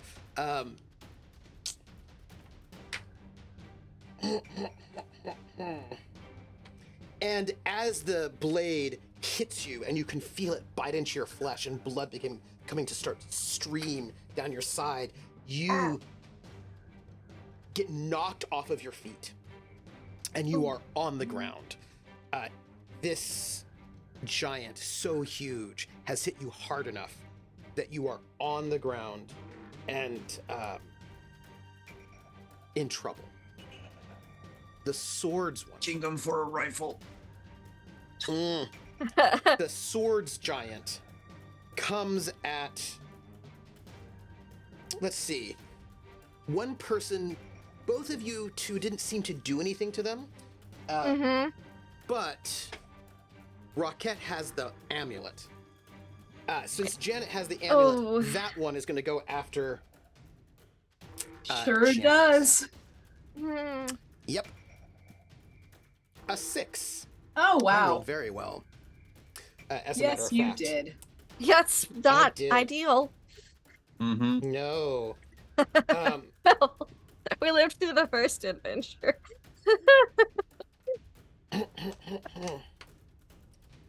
This one comes with the sword, goes, I will kill the sight bearer, and comes in and does like a reverse slash right at you. And it hits center mass. Oh, You can feel bones breaking as this large sword comes into your body. And you My singing giant. feel your bones breaking, and you feel parts of your body ceasing to function as blood comes up your throat and out of your mouth, and you are in a very bad way. The third giant with the yeah, what's his torch deal? moves slightly to keep in torch range of the other two Ah, giants.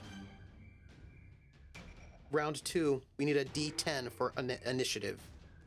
oh, initiative every round. Not gonna keep the same one. Mm-hmm.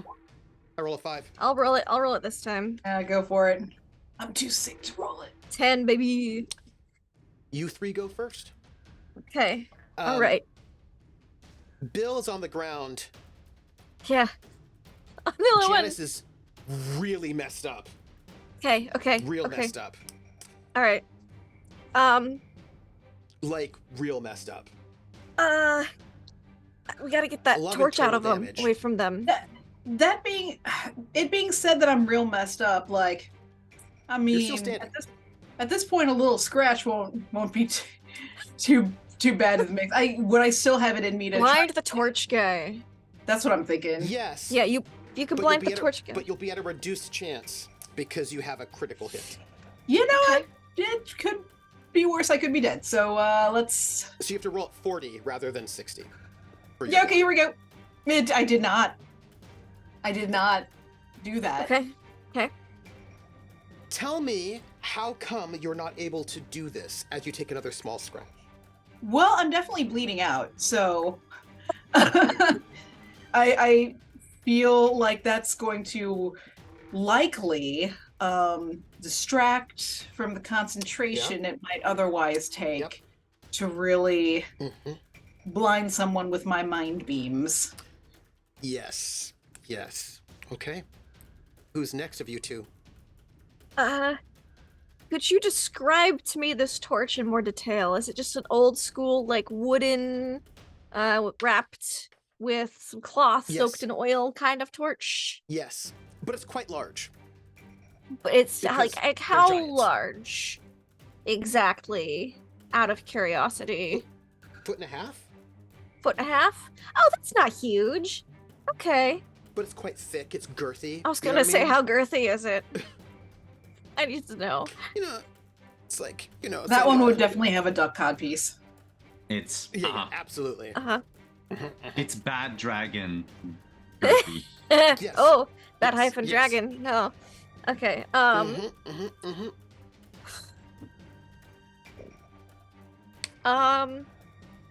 I'ma do a dumb. I'm gonna. How high is he holding this torch? Out of curiosity. Up. He's holding it up. Oh, He's above holding his it up, head. and as he's, and so the torch's light, as we're getting very close to sunset, is sort of hitting him and all the other Okay. giants, and they cast these sort of strange shadows. Shadows. I'm thinking about leeching them. But I think I have a better chance of stabbing. So I'm going to, there's like the back of your knee that if you are hit hard enough in the back of your knee, you will crumble and go down. I want that torch lowered. I want that torch to not be casting all them weird shadows. So I'm gonna, and since I can't reach the torch, I can maybe bring him down to my level. So I'm gonna try to dagger. So you're gonna get through. You've got these two other giants that are in front of you. Yeah. You want to Whoop, go whoop. and move past them? They both seem to be distracted with the other two. That's fair. Go ahead, roll it. Okay. So, 26 out of 70 because I'm Mhm. 2 dagger. Baby. Out of 70, that's very good. That's very good. Yep. Are you worried? Only moderately. Hello, Torchbearer. You get a good stab in. I get a it's good You stab. hit those. Oh, you do. You hit the back, and it. I just slice right through the back of that knee. Yeah, and there's a lot of blood.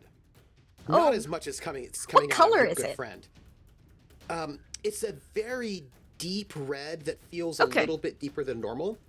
I'll just like throw a leech. leech. out. Leech. Cool. And the torchbearer goes, ah! But he does not It's not strike at you topple. at this moment. No, and he doesn't strike back at Oh. you at this moment. I was hoping that'd be enough to get him prone. 26 is pretty good. That's like a ridiculous margin. What's it? It's like a 40 something. Because you hit with 70, right? Yeah. Yeah. So that's like a 43. Yeah. It's very good. It's a good heavy hit. Let's call it. Oh, good. Nice. Simon, you're on the ground. And I'm As behind long as you're on him, the so his ground, friends have to go around the back to get to me too. You'll be at a reduced chance. By the way, this is round 2. Okay, cool.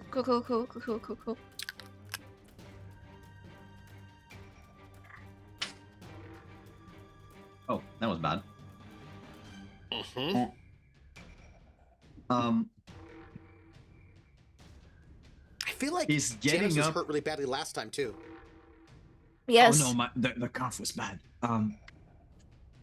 Is getting up my Getting entire able to take turn? your move. No, just take up your move. Okay, so I could get up and then try to attack the axe person again. Yeah. Same thing. I mean, I don't want to turn my back on him to go after the torchbearer, even Roll though it it. first. Yeah. Ooh. 19 on 60. That's very nice. That's very nice. This is going to be a good heavy wound on the axe fellow. There we go. Doesn't knock him down. But this is, as he tries to sort of deflect. When they do, the bigger they are, the harder they fall. So He's not able to. As he goes to deflect, I want you to tell me how you get a really good, serious hit on him, despite the fact that he's ready. Twice my size. To. Yeah. Mm-hmm.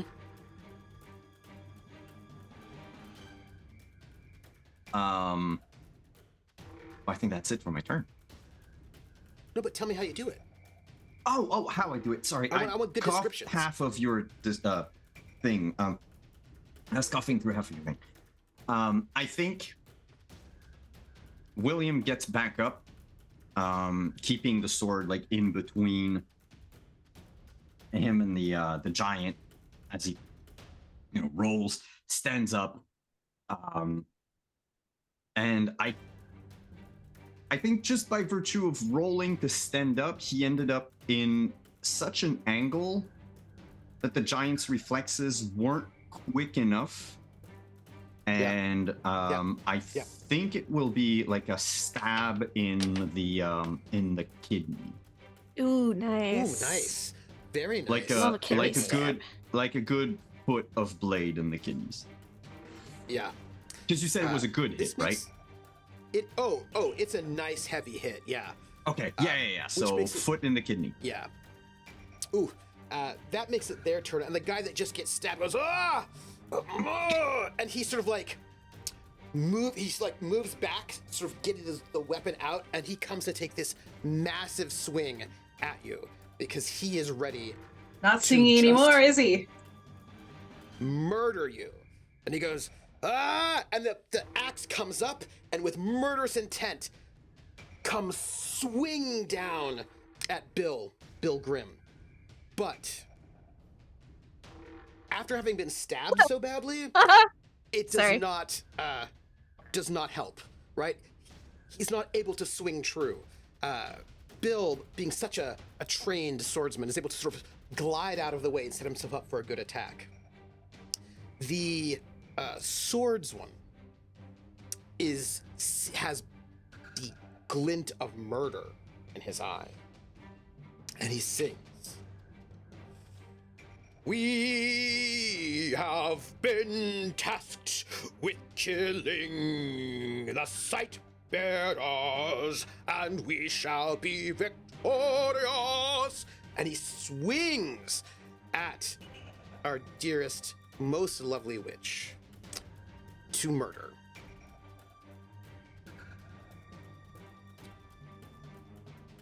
And is going to strike true. That might be a murder. Oh, these old bones don't dodge anymore. The sword comes in and stabs right in your gut, and you can feel the cold steel slide inside of your belly, and you can feel so much pain and like blood sort of like tints your vision as you know that this is serious and dangerous. You don't know how much longer you can do this. They will murder you unless you can take them out. The third giant, the one with the Buddy. torch, the one who is so close to you, Margaret, Yeah. who can just kill you easily. Probably. Yep. It's a giant. Yeah. He's got a torch. Turns to look at you. He can't and use the sun line burn the sets. witch. Because No, no, I'm not she's the not witch. Yeah. But the sun sets, Uh-huh. and the giant notes it and looks at his two companions. And for his attack, his dangerous attack, he moves slightly closer to his compatriots, their shadows casting all over the ground. Mm-hmm. Does he have a harder time moving Well- because I stabbed him so good in the leg? He's not feeling great, but Uh-huh. he does not attack you. Instead, He he moves stays closer. closer to his Interesting. friends, with their shadows dancing. Seems that they Round like 3. the light. We gotta roll initiative again. I roll 2. Do you want to roll it, Fox? Or you want me to roll it? I don't care. I mean, I've been rolling high, so. Do you have that? Well, that means it's dangerous because your next roll is gonna be low, probably. Well, why don't you It's- go ahead with this? All right. I was I don't want gonna to be say responsible for all of us. Simon should do it, but he's not here. I know, but he's 10 just again. abandoned us. Okay. So, round 3, the sun has set, and it is all darkness with only the light of this torch. Okay. And you Yeah. all get to go first. I want to stab him in the butt so that he falls over and the torch gets on my level because the torch isn't on my level yet. And I'll shout as I do it. I'll sing it because that seems to be the theme. They seem to need the light of the torch. Stab in the butt. What? I have a I just say question. what as I What, stab what? him in the What, butt. what? Butt. What? What? I What? have a question for you. Yes. You have 2 options here. Oh yeah. Option 1 is to try to attack for damage, and Uh-huh. option 2 is to try to do a maneuver. The maneuver trying to sort of like knock him down. Which would you prefer? Now, I will note that if you hit him well enough, you might actually knock him down anyway. But it's up to you. Because he might die. He's not like on death's door. He's not like the last of the times I stabbed the Sandman. So, These are I huge would like to try giants. to. I would like to try to get the torch down. I'd like to try to get him on my level. Okay, please roll. That was my intent with the first one. Oh shit, McCracken. I should have said damage. That is a crit. 1. You can do damage if you wish. I'm not gonna get a 1 again. Fuck it, 1. He might knock over from a 69 point difference. Nice. What? In the butt? In the butt? I love it. If he died from a dagger in the butt, I mean, Right through the sphincter. Hey, that's where giants keep their hearts, okay? They call me the sphincter splitter. You stab him right in the butt. Right in the butt. You know that the femoral artery? It does go through the butt. It does. And you find it. And you stab slicing right into that artery, and he goes, ah! And you can see him get down on one knee as his leg collapses. And, Beautiful. there is anger and fury as he turns to you now a bit more at a decent height. I'm And still he goes, a bit behind him. "You will die. You've been saying that. And I pull the dagger out. More like this now, though. Which of you two is next? Go ahead, please. Doesn't really matter. I was probably gonna try one more time with a blinding, but Do it. Do it. let's go for the torch fella. He's a little easier to Okay. see now. He's a little lower down. He's a little lower. He's a little closer. Mm-hmm. No, of course not. These dice, they hate me. That's not And your day. refresh your browser. Yeah. I think it's time. I would. And as you concentrate, a cut opens up on your shoulder. Not nearly as bad as what's been happening to you, but you can feel you sort of unraveling yourself a little bit to cast this magic. Ugh. It's not going well.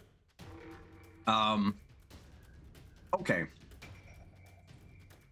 Shit. Huh? I would. My first reflex is to try to save Janice. But What if we just get Axe stabbed Guy the whole and Swords time? Guy Yeah. they're both still Mhm. alive. Mm-hmm. But you said something about the torch. Mm-hmm. They seem to need the light. He keeps moving closer. I was like, And he's now on like, one knee, on one knee. which means the torch is within a reachable level now because he's no longer 9 feet up. Mm-hmm. Can I charge at him? Is the concept of Sure. attacks of opportunity something that exists in this? Or No, but you could always do maneuvers. You could always do like a thing rather than to do damage. Oh, you could try to knock the torch out. My Yeah. thing would be to chop the torch in half. Nice. Oh, absolutely. Two- You can do two- that. two, like It will be a reduced chance rather than a regular chance, but you can Mhm. absolutely do that. Yeah, so 40. Yep. So basic chance because Mm-hmm. you are Yeah, skilled with the sword. yeah. It's just fingers crossed. Ooh, Woo! 31 points. Well, I've thrown another leech at Everything's him coming too. up Millhouse. Leech at the butt. So now I need to know, step by step, how you get past this giant with an axe first. Given that I had stabbed him in the kidney, Mm-hmm. he jerked up and then basically just spun like his upper body around to try to get my head with Mm-hmm. I figure he doesn't have like a it's probably like a bearded axe or something. It's not a double-headed. Yes. Okay. Yeah.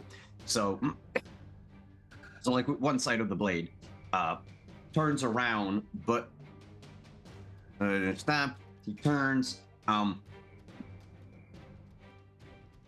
Bright has enough time to duck under, Yep.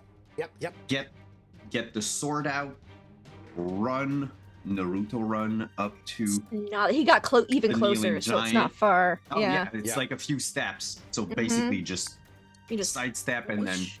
with one clean hit, chop the torch right under where probably the like material or the pitch or Mhm. I don't know exactly Yep. what's burning Yep. right now. Mhm. To like have it fall onto the ground Fall somewhere and else. roll, yeah. And Now, extinguish itself as it rolls down and Uh-huh. not start a forest fire. Yeah. Well, it's 'cause dawn. you're- Not dawn. It's dusk, which means the ground's starting to get damp with dew. and by the way, these weapons that they're wielding are massively huge. Mhm. They're giant weapons. Like they're so heavy that neither three of you could actually wield them because they're that huge and massive and heavy. the torch was also sort of really heavy and dense that way, but as you cut it off and the head falls right there into the sort of the road outside of the entrance to the forest, it falls and it extinguishes itself. And it is all darkness, with only sort of the moon and the stars. And in this moment, Margaret, I hope you're right. there are no shadows. And you can see it. I believe it is their turn, is it not? It is their turn. Let's All three of us start went. with the sword bearer.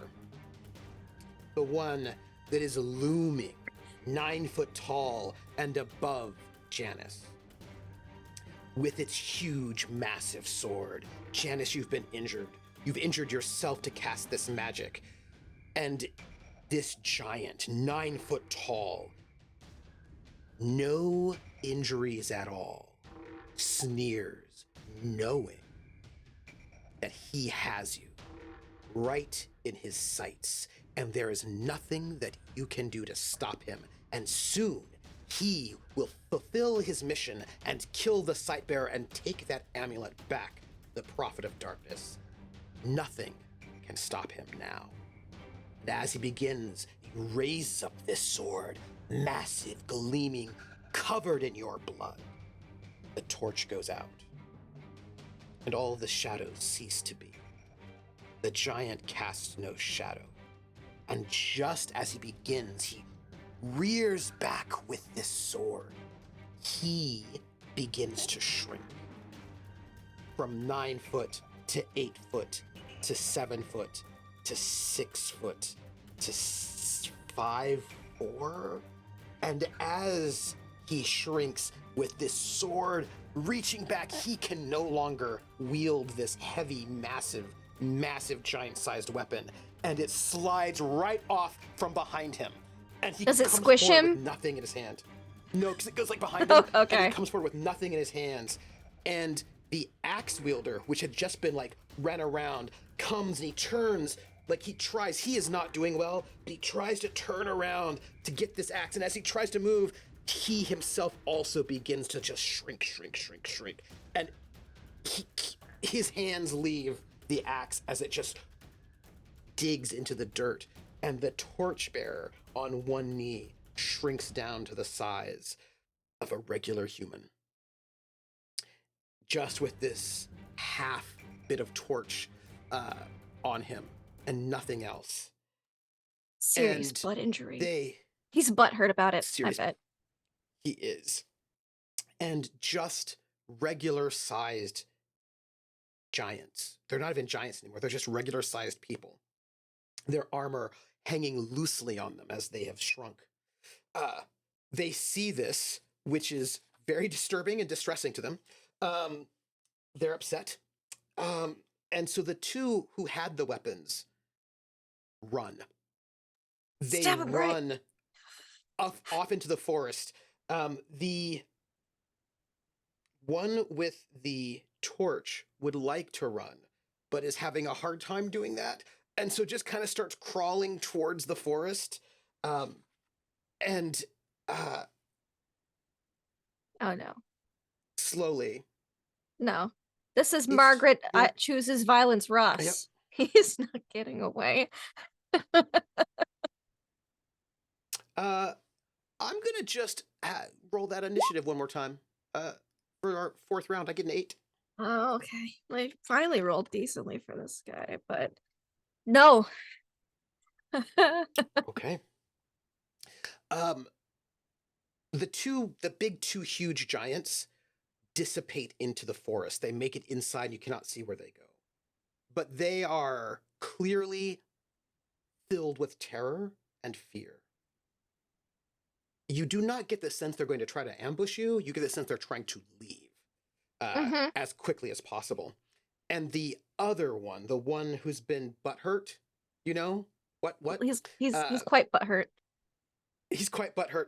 That one begins to sort of move quicker, but is bleeding out quite badly, and is moving much faster with no torch to give them shadows. It is your go. You'd have to chase will them go down up. into the forest. I'm gonna just focus on the one that the torchbearer guy. The other two, I mean, I'd love to hunt down all three of them, but one of them is completely uninjured. I'm gonna focus on the butthurt one. And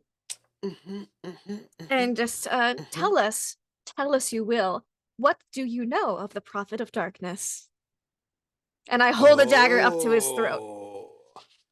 Oh. We might be able to get some information from this guy. And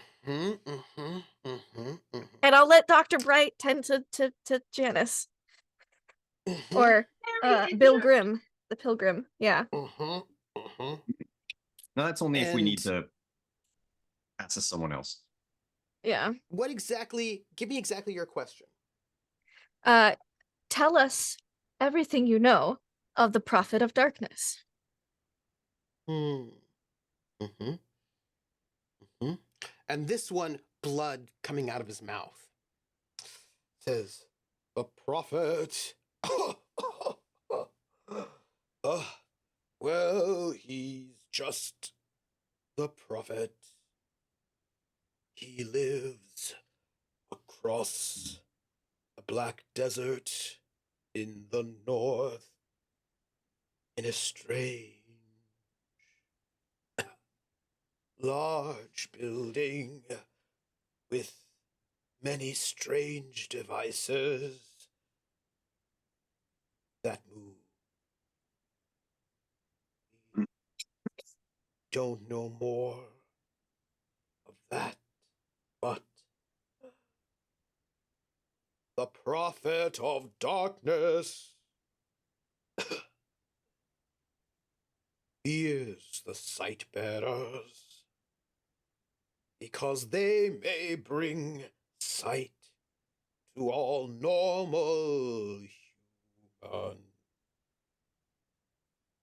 That is why a prophet seeks to destroy the sight bearers.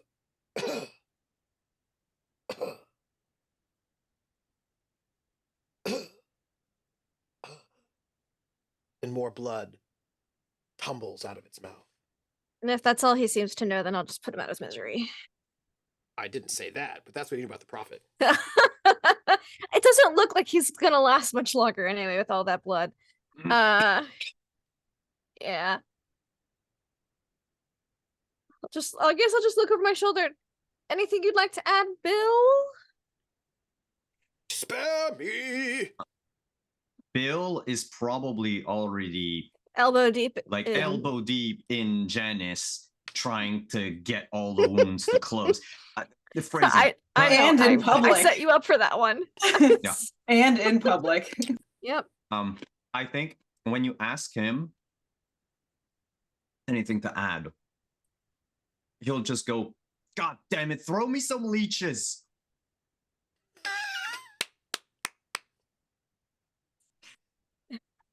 And as you throw these leeches, you turn back, and the giant will no Oh, longer no. a giant. No, I'm in front of him, and I just yeeted leech over him. Oh no, he's dead. Oh, he's dead? That's fine. I'll just... I'll stick one of the leeches on him to see how they, like, former giant blood. And I'll separate him. Yeah. Like, you gotta keep your leeches well fed. This is how I'm gonna get blood samples. I'm gonna have them in the leeches. We're gonna meet the Sandman, and I'm gonna be like... and I'm gonna take it, and that's how I'm gonna have the sand this time. Our Janice is not doing well. Is bleeding heavily, quite injured. Not doing well at all. Oh! You said that this area was full of medicinal herbs and such like that. That this whole like foresty open area. I'm an anthropologist, archaeologist. We're not quite in there yet because we're at the trail. So I know some things about plants. I'm very well learned. I'm a learned one. I would like to identify some possibly helpful herbs for Dr. Bright to heal Janice. Roll your anthropology. Okay. Yes, that's half of what I needed. But by how much did you 35. make it? 35? Mm-hmm. You made it by 35.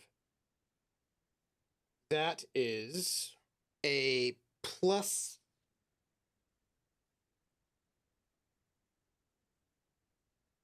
10 to your medicine roll. There you go. So now you need an 80 to heal her. All right. Come over with a bunch of herbs. Yeah. All right. I'll take what she has. It's probably something to King's foil, that's a weed. like but it's probably what I'm looking for, right? Some Yeah. sort of Mhm. things to disinfect. Yeah. Yeah. And also leeches And are gonna some help with the leeches. swelling, so not Yes. right now. Yep. Yeah. I'll just Mm. prepare William Jr., Thomas and Gregory. I has a question about Yes. no, it's an amulet, it's not a brooch, right? None of us Yeah, it's have an amulet. That is correct. brooches. I don't correct. think so, no. I do have a Well, belt. Right? You might Because he's have a- gonna you be prob- you looking probably for have a needle. You probably have a cloak. You probably have Oh, a probably have a cloak cloak pin, pin. actually. Yeah. Because I'm gonna need a needle Yeah. to sew Yeah. everything shut. Yeah. Janice, he's going Uh. to remove his leather belt and just go bite into that. Why? Bite into it. Because you don't want to bite off your tongue. And Bites it. whoa, why is my card flipping over? I did it. What's I going How just do was you do checking the that? back of your card. Oh, Okay. okay. I was just checking. Woo, 13, got so 80. it's a win by 67. Yes, it is. Yes, it is. Now, I'm going It's to almost assume a what nice this job. means Almost. Is- So close. We've had one of those today, though. is that you're going to make camp here outside of the forest. Yeah. We Just in have like to. this moonlit clearing where there are no shadows. Yes. I'm also bleeding out. Yeah. Yes, Yeah. you are. We're like Yes, at the you edge of the are. forest, right there. Give him some Amongst- extra leeches. Yeah. Mary. I'm going to need you, if you would like to heal yourself as well, I need you to make another roll. It will be at reduced because you're trying to heal yourself, but you still Yeah. get that plus 10. But will Janice I was gonna make say it? from because I Like, still is have. Janice gonna walk again? Well, is she ever going to walk again? The question is, will she still be able to play the piano? That's the question that I think is more Give relevant. it to me straight, Doc. Will I Um, play baseball again? well, it depends. How are Janice's legs? Because I think you only got stabbed like in the It's like, very chest, coarse. torso Say, I got area? stabbed in all the meatiest bits up in the torso. the region. meatiest. No. Could you roll You'll be me a able to play percentile dice for me, Janice? baseball again, just maybe not right now. Maybe wait That's a couple amazing. years. I couldn't play baseball before. What do you want me to? Just roll me a percentile if you would. Yes. Ooh, Oh, that's either really good or interesting. really Oh, bad. come on. So, what this means is that you do not pass out. You, Hey. like, wild grit, despite the fact that you're going to be having non-anesthetized stitching going on. Mhm. Do not fall unconscious at all. You stick All with right. it. Doc, You are going to to have heal to yourself. rest for 8 hours. Yeah. You need to Yeah, I'm roll. gonna yeah. roll to You need a patch 60 at myself least up. because you get the plus 10 and it's reduced from 70. So it's you know, not bad Oh, odds. okay. Yeah, maybe- no, it's like as if I was level Just your 1. level I 1. fail. Oh, Mm, And they say that I interesting, only get the one interesting. chance. yeah. Yep. Okay. So So it's gonna be natural healing for me. I'll probably just bandage myself up. I'll give you some I want to leeches. know about this camp. Oh shit. that you're Wait. at. I can't bandage myself up with my clothes. They're dirty. I need something clean. Jeez. Margaret, the Probably britches. linen. Linen is great The for bandages. britches. Oh, you know what? Because we've been through so much together, I'm willing to sacrifice some of my clean linen breeches for bandages for you two. Like, you mean like from the knee From the knee down. Yes. Just show them ankles. My ankles will be so Yeah. scandalously exposed. Oh, Whew. So I would so like the giants come to creeping know back out of the forest. Little coat how cameras. Bill Bright heals these two massively terrible wounds that Janice has. Like, they were Yes. bad. And you were able to... Now, she still has got some scratches and sort of like a light wound, but all the scratches, all the injuries she still has are injuries that she got magically from like trying to like channel the magic. So they're not particularly bad. They're like, you want to watch them. It might take you might take a little bit of time on that to sort of watch those. But tell me how over the course of the next couple of hours you fix these. So none of your limbs were hit, right? So we don't really need tourniquet. No. Yeah. So that's fine. It's a lot of probably center going to mass. be, yeah. So I think it's going to be a lot of like binding the chest to hold everything in, mostly. Because there's not much My that can britches. be done past that. Like, we can cauterize the wound, but it's going to hurt like a mother. We've got some herbs to like sanitize, Yeah, disinfectants and it stuff. needs, the wounds need to be like sewn shut one way or another. Yeah. So I think during those 8 hours, he's going to painstakingly rip pieces of the linen cloth that I was given from rip Margaret. the threads out for you And to yeah, stitch up and with. just do it like thread by thread. Then use the. I'm gonna have to break your brooch probably. It's fine. Because I don't think Janice wants the entire brooch to go in and out. That's fine. It's fine. Yeah. So I'll owe you a brooch when we get back to the university. Yes, the university. I don't think we're ever going back there. Yeah, so it's gonna be a bit tricky of like just tying around the needle and then like holding the wound. I'm gonna ask Margaret to basically be my like nurse assistant. Like, I will definitely help with the nurse assistantness, and I've got leeches, which leads me to think I have these for a reason.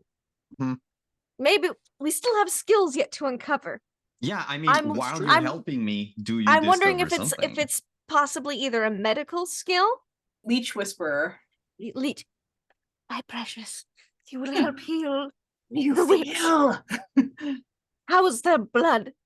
Oh yes, I see. Fascinating. No, I'm saying if I'm while I'm helping Dr. Bright, because I got the herbs and stuff, if maybe I'm know any medical knowledge of this time because I'm using my leeches and I'm assisting, or the other thing, if I have leeches, I might know stuff about weather. Leeches used to be old school barometers, so really, yeah. Oh, they still work as barometers. You put some leeches. If the pressure drops, which means a storm's coming, the leeches will try to crawl out of the jars. Yeah. Yep. It's an interesting point you make. I'm not going to say that you don't know things about weather, but the leeches are not helping you at the moment with that. Okay. I will say. And I don't have medical knowledge. Interesting. And the leeches predict a calm, clear night. Wonderful. As you are in this campsite, you've bound yourself pretty well, dear Doc Bill. You think you'll be fine in the morning, but you all need to sleep and rest. Watches. You're gonna have to sort of. Do you take watches? So according to my thing, I'm the least injured, so I'll take middle watch because I only need to look. It's inconvenient. Yeah, I only need to look in on Janice, so I can take the second half. Because I'll need to wake up anyway in between, like during Margaret's half to look at to look in on Janice. Okay. I'll take the last one because that'll have rested for a while. Sure. Yeah. Okay. It's outside of the forest. The moon rises, and it is a night full of remembrances, of course. Nothing strange happens. Well, other than what has already been happening in that first watch. In the second watch, nothing strange happens, as is the case. The third watch, as your watch is ending and the sun is beginning to rise, and we are in a moment where you are feeling better. I mean, you still got the sort of the scratches and sort of light cuts that you invoked upon yourself. But all of the big massive gash, the stitches have held, and you can feel them knitting together, and you feel better, right? You feel as if you can move. You don't feel as if you'll have difficulty doing things. And it's only just a bit of time before you should probably wake up the rest of the group. And then you hear a motor. But it sounds a little bit different than the last one. But it is still a motor coming from back the way you originally came.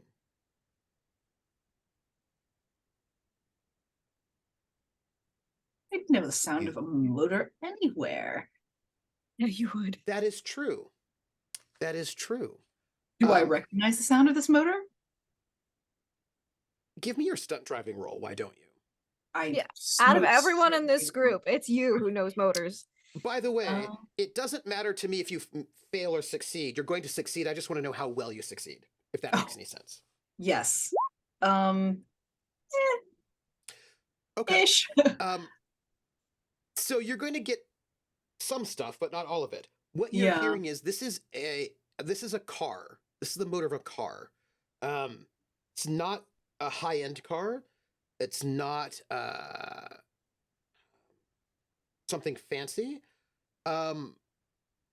It sounds like it probably is not particularly advanced. It sounds like an older model, right? So something older. From the weight of it, it sounds maybe like it's some kind of like a van or truck. Probably is what you're thinking. And it is low powered engine. Little putt-putty. And it's coming your way. It's coming, I would say, fast, but from what you're hearing, you would say it's coming fast for this vehicle, but it's not coming very fast. So you're feeling like this is not a particularly powerful engine. So you're not thinking sports car, you're not thinking heavy truck, anything like that. You're thinking something sort of like a slightly weaker engine that's pushing hard to come here as fast as possible, but still does not have a lot of speed. Okay. Janice would kind of shake the two of them. Margaret, Bright, listen, do you hear that? Listen, do you hear it? Do you hear it? Is that an engine? Yes. Were there a lot of low power cars or trucks in Shakespeare? There were not. Well, it's like a windmill, but I mean, that doesn't sound like an engine. It's pushing hard to get wherever it's going. And then over the rise, you can see which direction? Oh, over there. Over the rise. A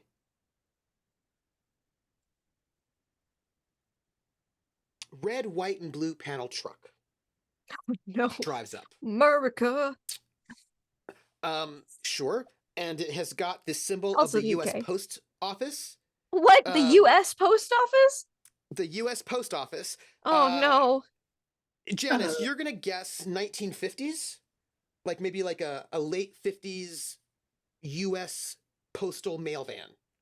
Right? You know what kinds it's like from the late 50s. Mm-hmm. And like it's got that open kind of door, right?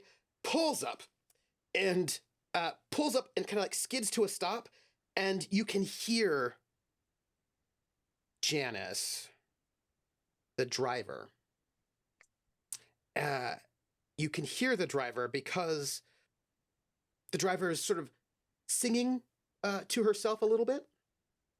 And there's like a Chicana woman in a U.S. Postal Service outfit, like a mail carrier outfit. And she's singing, Black Magic Woman. And she just drives up and she steps out and she goes, okay. And she's got a clipboard. And she's also carrying a package, very long rectangular package wrapped in brown paper. And she looks around, she goes, I have got a special delivery, certified for the witch. That's me. Oh, you have to sign? And she hands you this Oh. clipboard with a little pen sort of tied to it. Oh, The You witch. have to sign for it first. Yeah, I think that's what you said. Just and like kind of glance at the two of them. Which? And There you she are. takes the clipboard back. She sees what you've written. She goes, perfect. Then this is for you. And she hands you this package. And then she goes, Black Magic Woman. She gets into the little van, the little posters van. She goes, have a good morning. And she sort of turns back on the little engine, a little You putt-putting, as well. turns the van around and heads on out. And it's a pretty long rectangular package. Well, It's like, I don't know, like 4 or 5 feet. Rain, something like sleet, that. snow, hail, and interdimensional, it would seem that they are. well, at least it wasn't the same thing as the last singing strangers we met. Very true. And would go through You and can just hear start opening the Black package. Magic Woman Oh, in the distance. Don't you want to see who it's addressed to? oh yeah, sure. I was assuming it was addressed to the witch. Well, you didn't look. Oh, I'll look. It is addressed to the witch. That's Is what it there says. a It's to return the address? witch. Like, is there a return situation? Yes. Oh, that should be. Mom. Oh, well, Says well, it's been to a while the since she's witch sent me anything. from Mom. I'll Google Not a her. name, just Mom. Right. Go and tear open the package. You tear I up the love package, and there are presents. 3 items. Oh, The first item, a small Ziploc plastic baggie oh, filled with chocolate chip cookies. oh! Mom sent me some chocolate chip cookies. Mhm. Okay. Some of them have been a little crumpled in the transit, but a nice bag full of chocolate chip cookies is the first of the 3 items. Oh, I think Janice would probably look at all 3 items before like digging into like The chocolate chip cookies? right? Because the second thing might be, no, this is, these are to poison your enemies with. You're right. sweetheart. The second item is a pair of clean white tube socks with the little stripes Oh. around the top. Oh, Mhm. so at that, I think she would take and put the socks on. Oh, these- oh, that's much better. These, you put the socks on. I will note that they feel warm and comforting. These feel very warm and comforting. They make you feel better. Feel better already. You currently have 3 wounds, 2 scratches and 1 light, and the light scratch is now gone. Oh, The light wound is gone. right, Margaret, look at this. I put these socks on, and this wound is gone. Well, you should keep those socks on. I think I shall. Do you know what the third item is? What is it? Guess. In the Is it a long broom? 4 or 5 foot. It is a broom. There's a large broom. Oh, wait. Nice. There is. Could it be something a little like this? Indeed, it is exactly like that. Oh, It Well. does have a a handwritten Wonderful. note attached to it. Oh, Ash, let's look. The note says, "I'm Wanda. Fly me." Well, hello, Wanda. Well, I wonder. It says to fly her. Well, you suppose it works. And with that, she'll kind of like, do the thing where she kind of goes astride, adjust all the gross cloak and such like that, and then like kind of sit atop the broom. Okay, Wanda. All right. Lindy and Simon, you can turn off your cameras for the moment. Oh,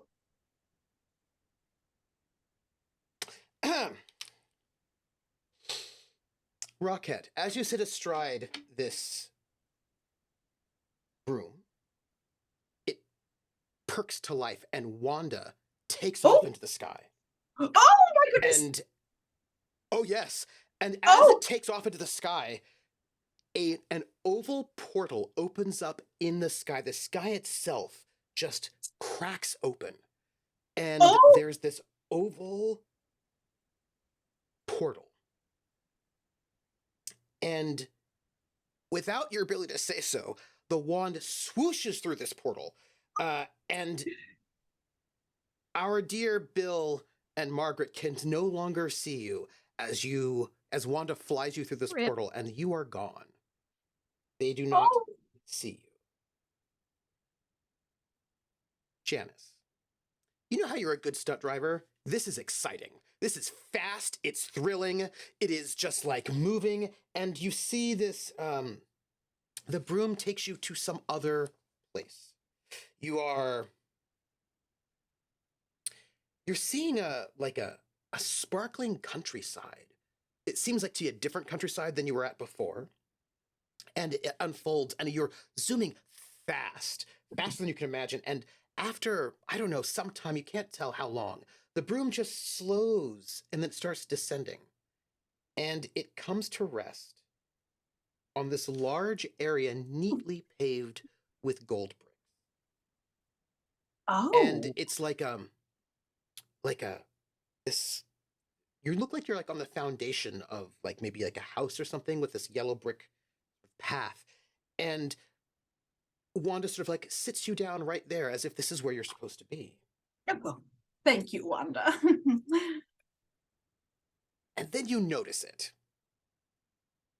A shadow, because you get cold all of a sudden, a shadow crosses the sun, blotting it out completely. Oh. And Wanda goes, ee! Like you just hear this little like screech from Wanda. It looks like Wanda has fainted. Oh, good. Because of the white frame house that is tumbling out of the sky.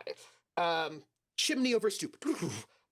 Heading straight to the spot where you are at. Could you roll me a success check, please? Oh, I know this one. You do. Is that a percent or a 10? Percentile, please, if you would. That's an 87.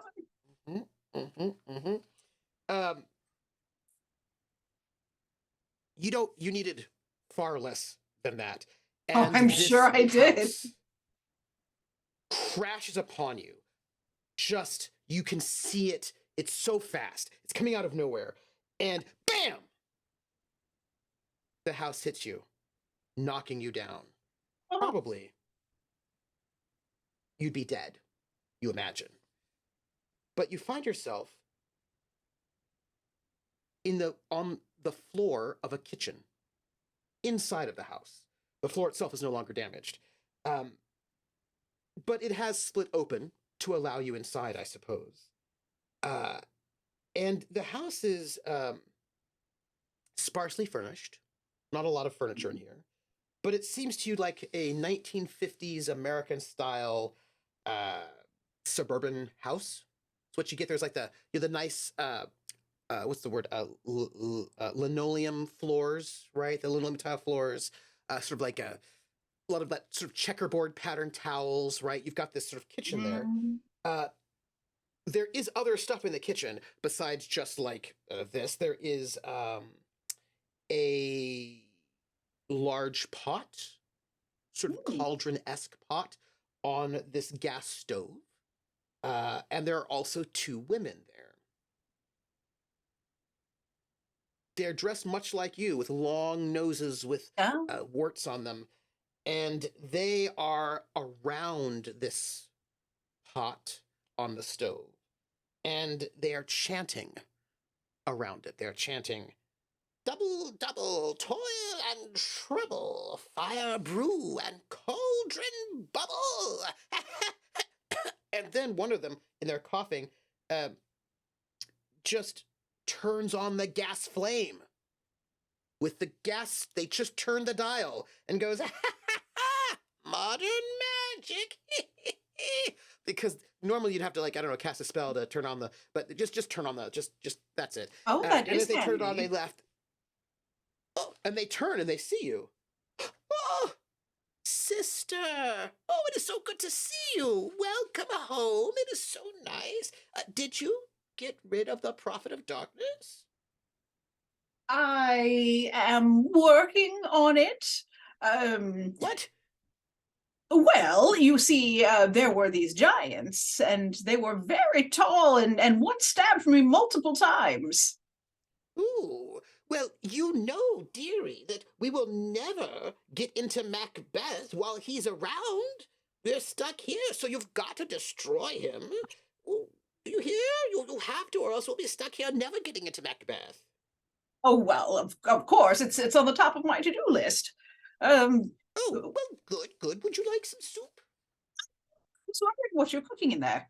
And would go over, like, stand next to him and just kind of peer in. Oh, it is this really, really nice, delicious, like, potato and split pea and, like, ham hock stew that's got, like, carrots and it's got thyme and rosemary. It's very well apportioned and it's been bubbling for quite some time.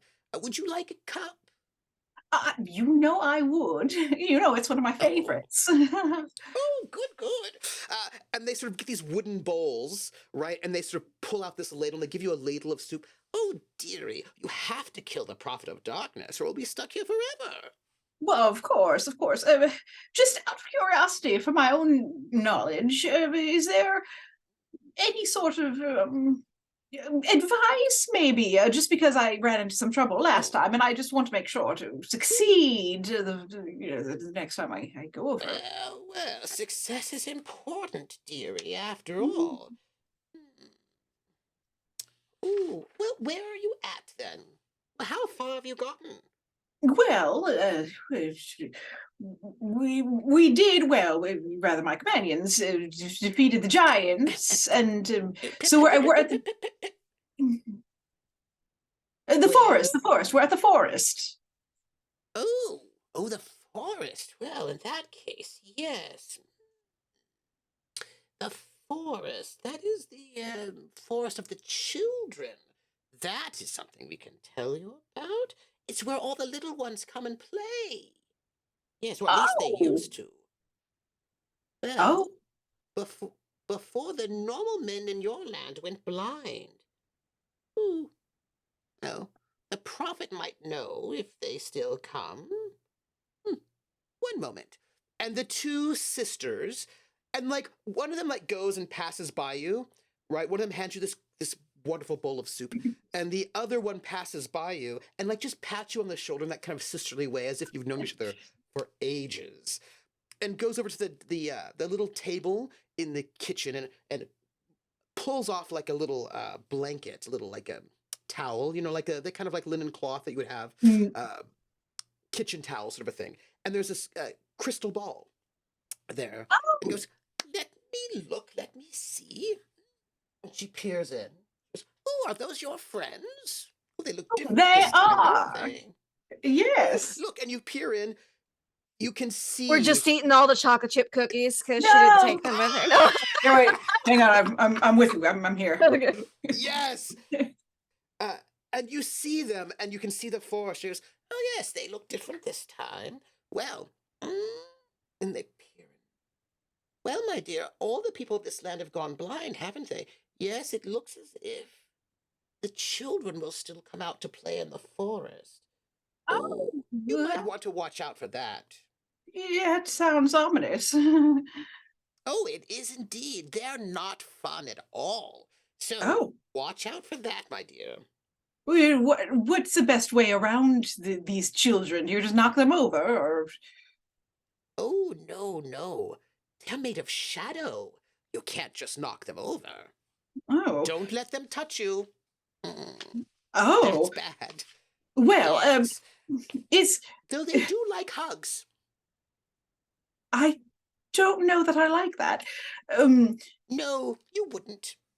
Now I'm curious, as the house came down, and Woodhull. So, do you know? Does Wanda also shoot fire? Is that something she does? Oh, no, no, but she should get you back where your friends are. Would you? And so she would look around kind of the kitchen and see if there's any 50s era lighters or anything around. Would you like one? Would you like a lighter or some such? Oh, I would. That would be delightful. Yes, we have Good, this well, lamp that we're trying to. One moment. Eat your soup. And Uh, one of your sisters goes off and starts like looking through the drawers, the little cabinet drawers. She's like, no, that's a packet of ketchup. No, no, and that. Oh no, ooh, hot sauce. No, no. Potpourri. Love potpourri. I Oh, knew. yes. So strange. So, one moment. Oh, and then pulls off like a. It actually looks like a. It looks like a globe. It's one of those like kind of fancy 1950s lighters that's like circular that you would like press down on it, right? We've got one of these. Would this help? Yes, that would be wonderful. Thank you. Oh, here, I don't know. Here's, you can see, there's a little turn screw to turn up or down Oh, the yes. flame. Yes, of course. Yes, it's filled with the oil. It's got the flint. And here you go. And she hands you Thank this. you. And I'm gonna tell you, it's a little tacky, right? It's this like globe. It's got diamonds, i.e., rhinestones. Oh, wow. Right. Right? It's like a kind of like an aluminum, kind of like textured, colored aluminum. So it kind of looks like a fake orb, like a royal orb or whatever. Do you know what I mean? Like you know, with little rhinestones, very small, right, to make it look very fancy. And then like you can like click it, and like a little flame will go up. It's a very 1950s sort of thing. Mm. You would see it in antique stores, but it looks fancy, but it's not. You know what I mean? Like it's it's a lot of rhinestones. It's a lot of rhinestones. Anyway, right into the pocket. Oh, eat your soup. Yes, no, I finished. It's very good. Oh, good. Well, dear, you're the strongest of all three of us, and we have charged you. Don't you want to get to Macbeth with us? We're stuck here. Yes, no, of course. We're ready to head back now. Oh, good. And Wanda has woken back up because it was only temporarily unconscious from the fainting. Oh, there, old girl. Hopefully I'll return with good news next time. Good. I'm a little worried. Just remember, don't hug the children. Yes, that will be at the top of my brain. And Good. So I met. Wait. Oh. Mwah, mwah. Oh. Yes, next time. And kind of just opens the door, like, because I imagine there's like a door outside the kitchen, and opens it and doesn't even like walk outside necessarily, but like kind of tosses a leg over the broom and Do you eat the soup? Yes. You The die. soup has No. been poison soup. You It's clear bees. one more of your light scratches, so you have only one light scratch left. Perfect. It's very warm and comforting. And these three Macbeth, well, there are only two because you're the third. Macbeth's witches, they wave to you. Toil, toil, my dear. And Wanda will just like perk up and move you through the door of the house. And the door itself is also this portal. And you find yourself, my dear Simon and Linda, you may return if you wish, coming through, and you arrive back out where your friends are. And it has been a couple of hours since she's gone. It is now like past noon. We had a whole and argument she's on sort of- whether or not we should eat the cookies while she was gone. Did you eat them? Gives I back. realized Margaret did. Take the cookie, put it in the pocket. Well, I have some good news and some bad news. You're back. Welcome back. Yeah. Oh, thank you. So the good news is that well, let me start with the bad news. The bad news is that there's the good news. The good news is that the forest has children in it. Is that good news? And they like to give hugs, which leads us to the bad news that you can't let them touch you because I think they're some sort of horrific creatures of some kind. Like zombie children? More shadow people children. Oh, that sounds equally bad, but in a different way. But the next piece of good news is that I did get this, and pulls out the lighter. Oh, a light. Fabulous. We should be able, If we keep if they're lights on shadow us, children and we yes, have a light, they might not Yes. want to come up to us for hugs. that's what I'm thinking. Back in the pocket. Well, and it seems like it's probably the brightest part of the day, so we should probably try to Go forth? Yes, Yes. probably. So, Oh, by yes, the way, doctor. you have no more injuries, dear doctor. You only had one, Oh. and it is cleared. Okay. Yay. Well, Because I you feel always much clear better. one injury a day. But if you have a doctor, you can clear two, which Okay. is Mhm. which is very nice. very nice. As you approach the forest, it is strange. It is a strange feeling to approach the Mhm. forest. Because as you get closer to the forest itself, the entrance to the forest, it seems as if it takes you a long time to do so. You're only like 40 feet away from the forest entrance. Yeah, if that. Yeah. If that. And as you walk, with each step that you take, the sun moves westward. Oh no, it And wants us to be nighttime when we And enter the westward. forest. And westward. Oh, great.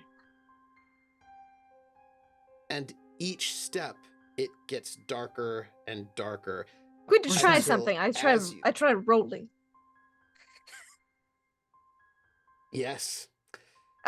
Works And- with rolling too, and I just dust off my nice boobs. And as you're at the entrance, you are there one step to go inside. The sun is just hovering at the horizon. Well, Dusk. either like those giants, they like light because light makes shadows, or they hate light because it seems to always be dark in this forest, maybe. Which is why the My giants guess are is they probably hate light because they are shadow. Perhaps we should light the light the lamp. lantern as we go in. All right. Yep. I'll pick Well, the lamp. lighter. Maybe not the lamp. Maybe not you- right now. What? All right. Well, hold it in reserve. If a After what we child just- tries to come hug me, I am lighting this lamp. Well, and I think at the very least, and would gather up some like dry sticks and stuff. At the very least, we should have some torches or something. Yes. Yes. Even Let's- regular torches. lights should be Enough. better. Not than using my britches for torch fuel, though. Just saying it. No, I can take part of my cloak. Well, if we get are there any pine trees? It's a big old growth forest. We can use some Do you pine. step inside? All right. With torches. with torches. You step inside the forest. Do you try to light the torches? I mean, I'm Yeah. okay Yes. waiting until we get attacked by the children. Oh, Okay. I think that might not be a bad strategy. Is like have torches ready, but don't light them just yet. Okay. Yeah, I who probably had wrapped up the like fabric on top of my stick. who had the lamp? Somebody had touched the lamp. Who had it? So I had You had did, it, yes. but I Yeah. imagine it probably went back to Margaret after Probably, yeah. 'cause Margaret originally had It it. is still cold to the touch. And I'll be like, there, lamp. I love you. It'll be okay. You don't have to be Still, so at this- cold. I'm just At trying to this give it some time- words of encouragement. I'll give it a little Sure, leech friend. At this time, it is cold. The forest is dark as you walk along the path. Mm-hmm. Dark. There is a path, but the forest on either side is just black. Thick, dense, nothing to see. And you move. Sun has set, and you begin to walk through this forest. Old growth forest. For hours and hours.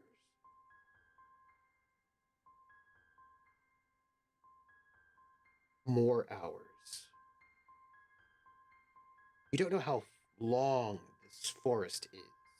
I'll leave How I'll much like time you have to take. scuff a part of the path with my shoe, so that way if we pass it again, I'll know we're going in circles or something. Mm. I would like to know if at any point in time, as you get tired, you want to make camp. I don't think we do in a forest of shadow children. I think You the don't goal is want to to get through sleep. the forest as fast I as think possible. so. Yeah, I do not want Mhm. surprise children hugs as we Mm-hmm. You're sleeping. Mhm. Let's cuddle. We don't want that. Mhm. You are good with weather, my dear leech friend. Huh? Am I? Well, you said you have leeches. I mean, I'll I need do. you to They're nature's little barometers. I need you to do a couple of things for me. Oh, please, yes. Which one would you like first? A, would you like some information first? Or B, would you like to make a success check first? Oh, fuck it. Let's do a success check first. Mm-hmm. 40%. I live life on the wild side. I mean, Mm-hmm. info I guess could be useful, but it's not going to affect the dice roll. This info, so Mm-hmm. Mm-hmm. fuck yeah, 33. Let's go. Mm-hmm. Info. Yes. Yes, Stephen. What is it? Tell me. So the thing about weathermongers is they The know things weathermongers. about. They know many things, you know? And one of the things you know is time. Without, in the Oh. absence of watches. Yes. The And leeches even- get And you hungry have a good. like clockwork. They do. And you have a good sense of time, even in this dense forest. And it occurs to you that it is probably midnight. Right about now is what I would Cool. say. Yeah. And also it occurs to you that The witching hour. there is it is the witching hour, a small black form like a shadow, like a young child shadow, is rapidly coming towards you from the forest and is reaching out, one shadow reaching out to Light. touch you. Light. Light. No. know it's Light. Pause. Not today, child. You I have just leprosy. said light in a bit of a panic, is that correct? Less of a panic and more of like an insistence. Like when you're telling your cat, no. No. I'm just like, light, light, light, And, light. dear Pilgrim, I saw that you're making a gesture to try to fix that problem. Is that correct?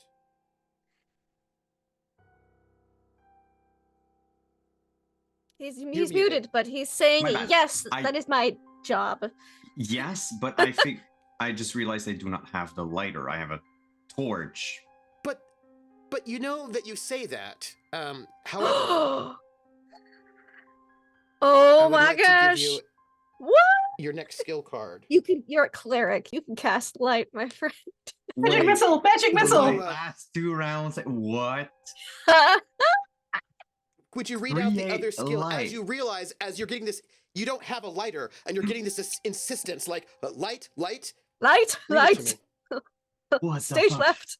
You can create a temporary light that burns as brightly as normal sunshine, yet illuminates only a dome or sphere 30 feet around you in all directions. Oh. The circle of light moves with you if you desire it. Okay, so I can leave it somewhere. Each time you try to use this skill, tell the storyteller you've suffered the scratch wound. Oh. Creating light is strenuous. Do we all have like a magic thing and a not magic thing? Ooh, I wonder. Oh, what's your magic thing? Has What's to do with weather. which is not magic thing? Yeah, it might have to do with Oh, weather. that too. Mm-hmm. Because your magic was your sort of weapon. Oh. Mm-hmm. Okay, let me just roll. Maybe I the- heal. Or grapple. Ooh, that's some good light. So that's light at 52. So I think for the Q check that goes Mhm, hard. mhm, Does it go 1 hour? I need my little. There it is. Where did I put It's you? gonna get I a put you somewhere. success thing. How much did you get by? 52.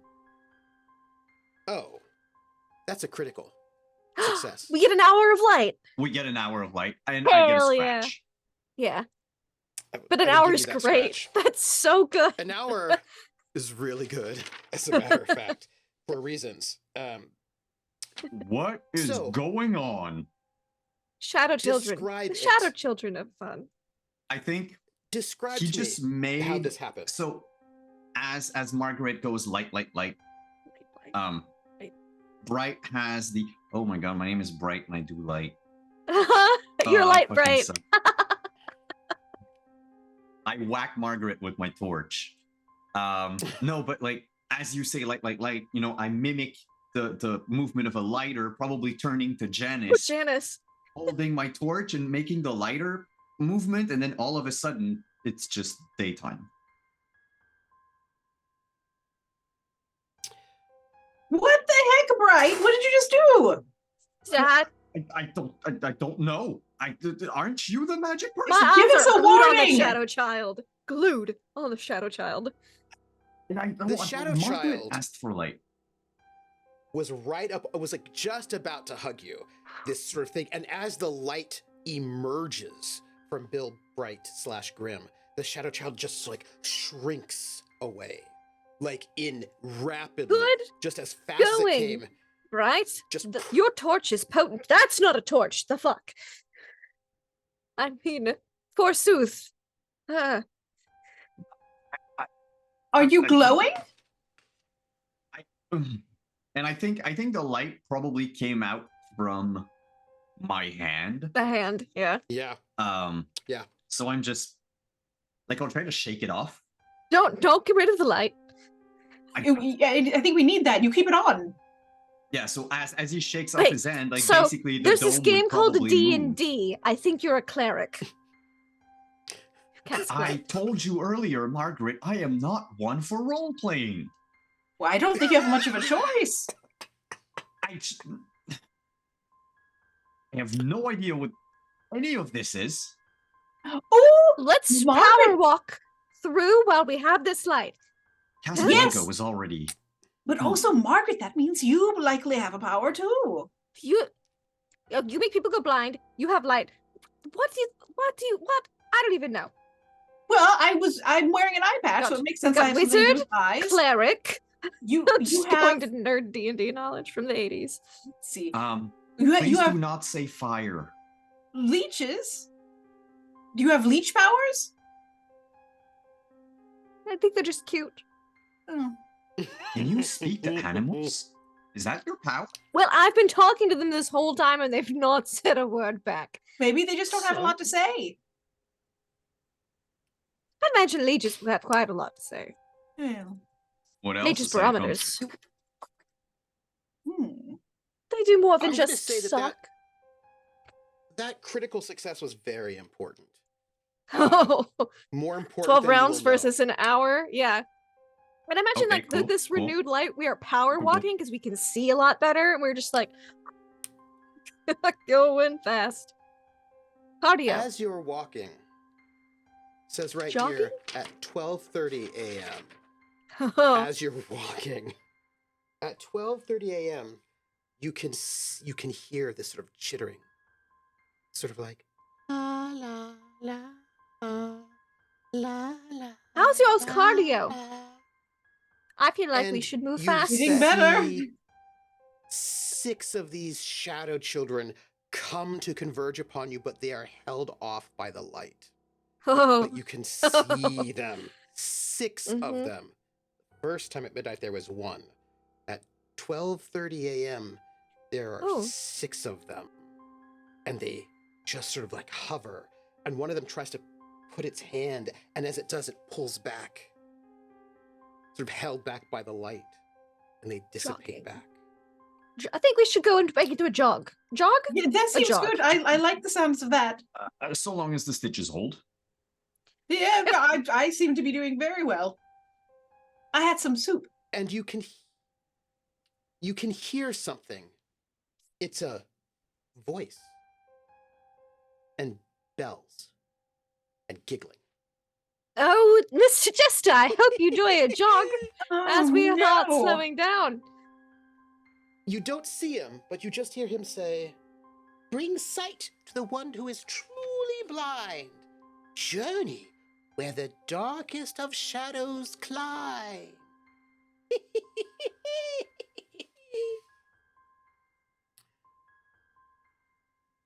And I believe you're jogging?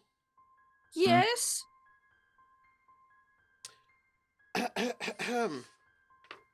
1 a.m. Yeah. But your light is still there. Mm-hmm. We're going through As this. you're We're speeding moving- through this forest. We're not napping. We're Speed jogging. walk through this forest. There's like a weird sort of like shifting thing there, sort of like it looks like a flickering, like what is that? What is that? And as you look, 200 shadow children. yeah, there are dozens and dozens and dozens of these shadow children, all in the branches of the trees and at the edges of your globe. There are so many of them, and they're all of them Oh, like just around your globe, waiting to hug you. La la la la. And all of them clinging to trees, hanging from the branches. I don't think burning this forest down would be the worst idea. I'm not going to lie to you right now. La la la. This is absolute nightmare material. I am really starting to regret my Hippocratic oath. La la la la. And is the light And they flickering? all sort of like, oh, you don't feel like you have much time, and they push, Mm. but the light is still there, and they cannot penetrate, and they move back into the forest. That's it, ye children. It's your No, no, bedtime. no. Go to Keep bed. that light around all of us. Your light dissipates. It has been an hour. Ah, regular torch, regular torch, regular torch, regular torch. Yes. Right, move to regular torches. Yes. Lighting them. You have multiple things you can light. What do you try to light? You have torches and a lamp. We'll light the torch first. Yeah. I think. Yeah. Yeah, a torch, because if the torch Cool. doesn't light, we know it's an issue. Like a magical issue. As you light the torches, which you can do because there's a nice lighter, one of these nice globe Mhm. lighters. Very nice. The light of the torches don't seem to carry as far as you would hope them to do. Yeah. It's not a huge amount of illumination, Yeah. but you look around you and you can see not too far in the distance what seems like the other end of the forest. And We the run with sun torches. slowly beginning to rise. It seems as if it might be dawn, that you may have made your way through this challenge. The Ooh. second test.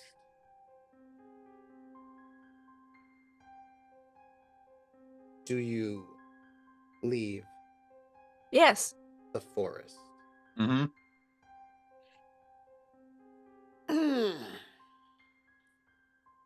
You push towards this forest. No giant spiders in this one because it's not Tolkien, it's Shakespeare. It's not the Or Hobbit. something. There's just hugging shadow children of doom. Just I think I prefer hugging shadow Tolkien. children. You know, it's a thing. And as you get to the edge of the forest, you're about to make your way out. Before you get there, I need to know what everyone is touching at this moment. I just kind of need to know what y'all are touching. For no Does that reason. include like touching with our hands or what's on our Or person? what's on our person? Yeah. What's touching flesh, What is- skin, clothing? What is touching flesh or only one thin layer of clothing? Oh, Well, I only have one thin layer of clothing, so that's I imagine true. everything in my pockets would be touching me. Good. I've got the lighter. I've got my cookies. I've got Wanda. Mm-hmm. A torch. The amulet. Mm-hmm. Mm-hmm. The socks that are on my feet. Mm. That's most of what the witch has. I've Okay. got my clean breeches, my blouse. My robe is over the breeches and blouse, which to be fair would be thin cotton. Because that is the they're actually they're linen because they're step up. Linen was harder to make. Yes. Yes. So I've But got that's two thin layers of fabric. yes. Yeah, separate pieces, the blouse and the breeches. And then my robe, velvet robe. I've got the lamp in hand because I wasn't sure if we needed to light In that or the hand. torch. So the I lamp see. is in my hand. Mm-hmm. And the dagger, I've got that in my other hand probably. Okay. Bill Bright. Oh, and my leeches, I have them. They're a lot of them are on attached to people your right body. now. Yes. So no, Janice has a couple on her still to help with swelling. I know Dr. Bright has one. Yeah. The Dr. leeches Bright are has an entire distributed. group of them. They're just like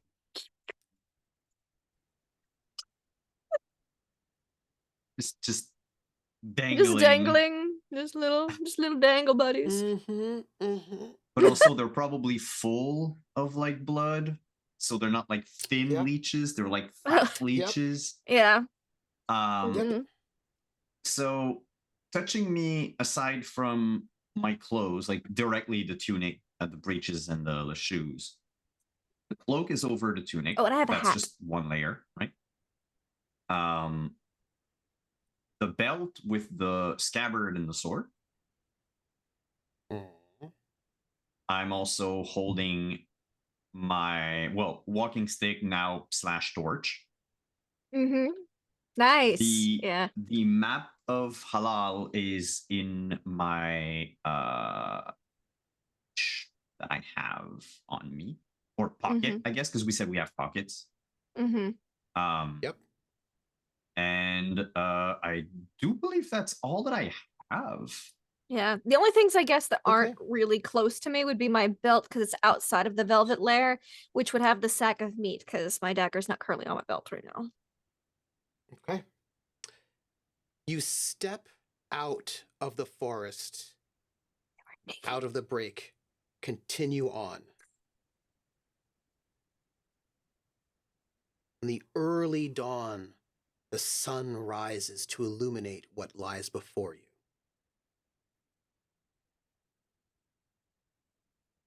You must have traveled farther than you thought. The road continues northward and southward. Behind you, there is no forest. There is only the desert. In front of you and behind you, you are on a road that cuts through a barren, desert-like plain, which extends in all directions as far as the eye can see.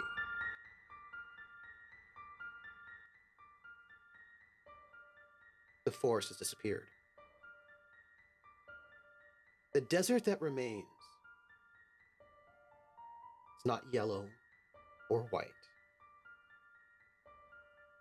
The sand is black, Get together, Margaret. comprised of dark, You know. tiny pellets like black snow or hail. Trooper, does it remind me of any black sand in particular? It might. Oh. Be still my beating heart. The lamp is warm to your touch. So you're into him too. I see.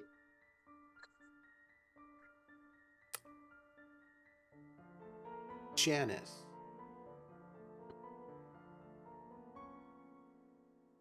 You feel it more than you hear it. That engine sound, not the second one that was attached to the post office, but that first one. You just hear it. It's not really you hear it, you feel it. And all three of you see in the distance a dust cloud. And this dust cloud lines the horizon. I look up from drawing hearts in the sand. And it is coming southwards towards you.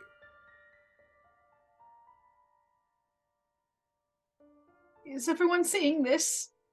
I Yes. really hate whatever this is. Do you know what engine that one is, Janice? Do I? Is it a Heart. recognizable engine sound? Give me a roll. I Give me certainly your stunt am driving. and do. Mhm. Mm, Mhm. That's a That's a 55 out of success. 60. Mhm. Can I ask you a question? yes. I would like you to describe for me. I need to know some things about Janice back in 1985. Yes. Could you describe to me what kind of vehicles you have ridden, or what kind of vehicles you own, if you don't mind? I would be just curious about Well, that. the vehicle that Janice owns is likely going to be a motorcycle because I Nice. imagine as a stunt driver, she's living out in LA, and you can get away with that in the weather there a little more than in some other places where people may have tried that before and it wasn't a good idea. But as far as stunt driving, she has driven everything from like classic older cars to newer ones. Like sometimes just regular everyday cars that do the more casual stuff in the movies, in the films, the pictures. But and then on occasion for like events and stuff though, she's done like some like little higher end numbers, and a decent amount with bikes as well. What kind of motorcycle does she have? That's a great question. And one that I would love to give you an answer. Well, okay, so I imagine 85. Actually, here, I'll tell you. Probably like not a Harley. Probably have more of a like a crotch No. rocket. She might have a Harley. I don't know. I don't know if she's a crotch rocket or Harley. I can't tell. Man, I don't know. no. Like, listen, Harleys are not. They're a little overrated. I'm just saying. They are. They are. So when I actually did ride, I had a Yamaha V-Star. So we're gonna go with the 1985 Yamaha V-Max. Is what Very she's nice. driving. So, what you're hearing probably Oh, What's happening? Harleys, probably 1950s, pretty powerful engines, more than one of them. it's the Sandman, the Fawns now. All of a And, sudden. oh yes. And as you look Oh. into this cloud, this enormous dust cloud, you see the shapes within it. It's an army of men. Well, there's enough flour on this Thousands. pollen on this flower for all you honeybee. I mean, wait, what? Thousands of them. Maybe not that much all pollen. marching. JK. And they're all marching on foot, Oh, we'll put that back away. Yep. Let me just. covering an area of over 1,000 yards, a huge column. This army in a column. Uh-oh. And It was my as dream. they're moving towards you, you can feel the earth shake, vibrate, just with the power of their marching feet. But there are leaders to this column. And leading this column are 4 motorcyclists. Okay. And these are the Mm. outriders scouting in advance. Mm-hmm. Mm-hmm. And they're wearing blue jeans with the cuffs rolled up, boots, black leather jackets, and World War II helmets. And these outriders. Which country's zoom up and helmets?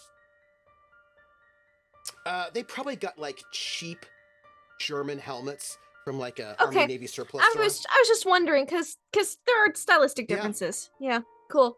Oh yeah. Sure. Mm-hmm. And they stop 50 feet from you, from all 3 of you. There's no forest behind you. That's precariously And close. Yes. This is when you realize Does any of them have lipstick on there? They all do. no, they have Oh! no lipstick. And they have no eyes. Oh. No, put that away. All 4 of them, rather than eyes, have bloody sockets. Mm. Holes where their eyes would be. Hollow, blood red sockets. And they call out to each other. The first rider of this dust storm says,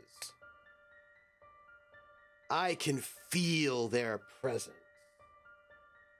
I feel the warmth of their life, turning to the pleasant cold of death within my steel grasp.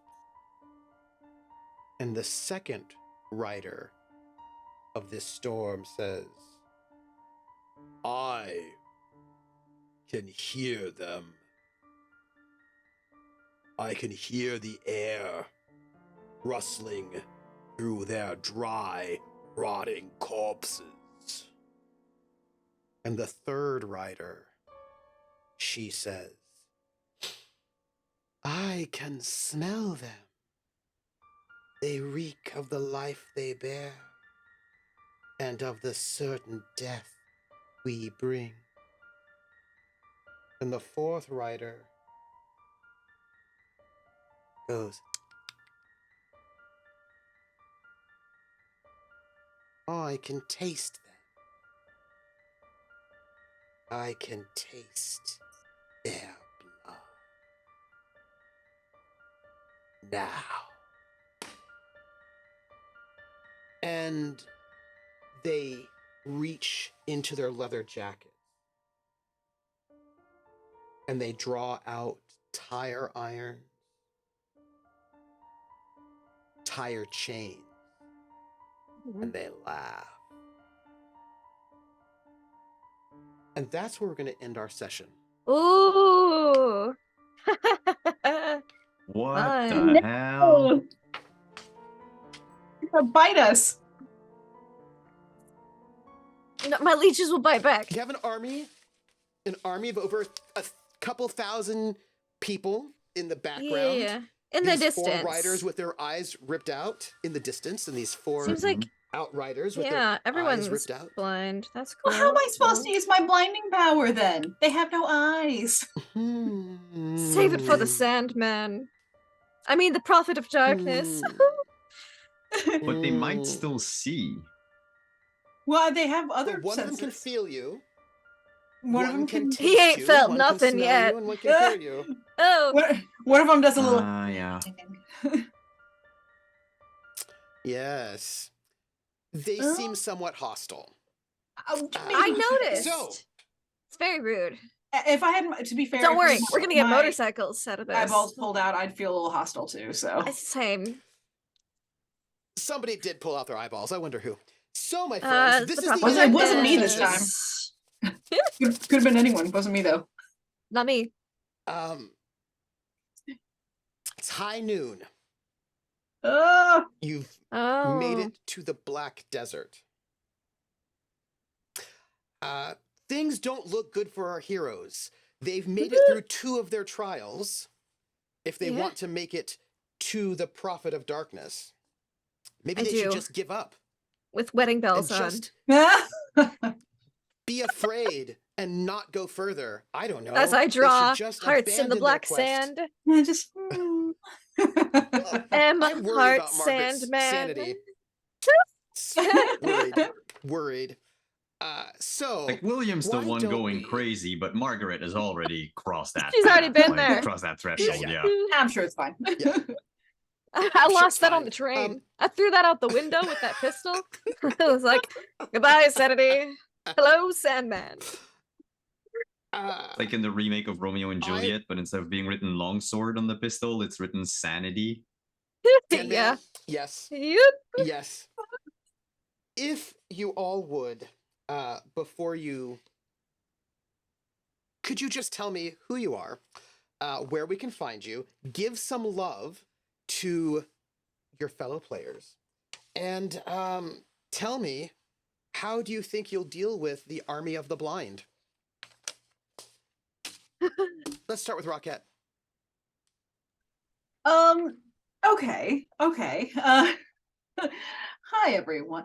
Hi there. I'm Rockette Fox. You know me from such hits as this wonderful session just now. But if you want to find me beyond that, I do believe at some point in the nearest future, we are going to be coming back for another rousing season of Traveler Pirates of Drinax right here on this very channel with some of these very people. And aside from that, you want to find some of my stuff, you can look on the socials. I've been putting up makeup videos, and I made a little sweater for one of my rats, and people seem to like that. So, yeah, look me up. You'll find me.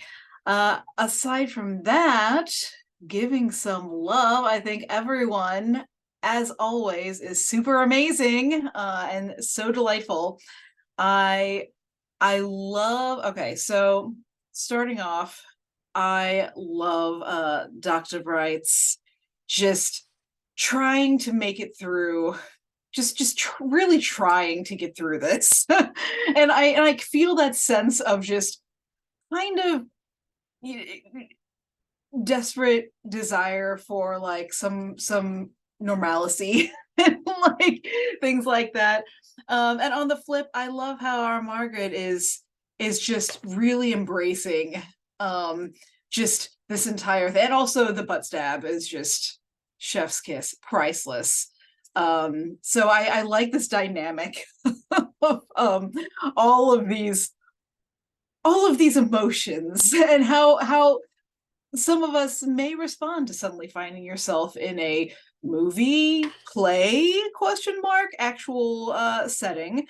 And of course, Trooper, as not only an amazing GM who does this world building that is out of control, makes amazing NPCs, sang for us this evening, which I thought was delightful, but also brought this game as a whole. And I cannot enough say how impressed I've been by Sandman just as a system and as a concept, and how ahead of its time it was. Like, that's wild to me. And also, I have to give another separate bit of love for Trooper on that jacket. Yo, yeah. Hang on. Where did I put my fan? Oh, hang on. Oh, goodness. Yeah. And then how is Janice going to respond to the army of the blind? Well, now that I can't blind them, in order to, honestly, I think what the first thing might be is like, maybe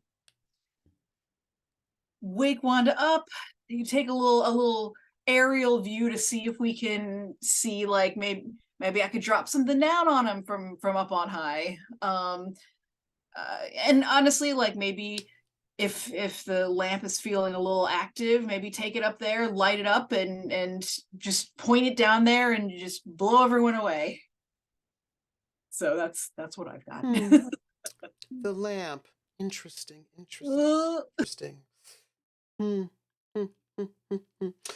Yes.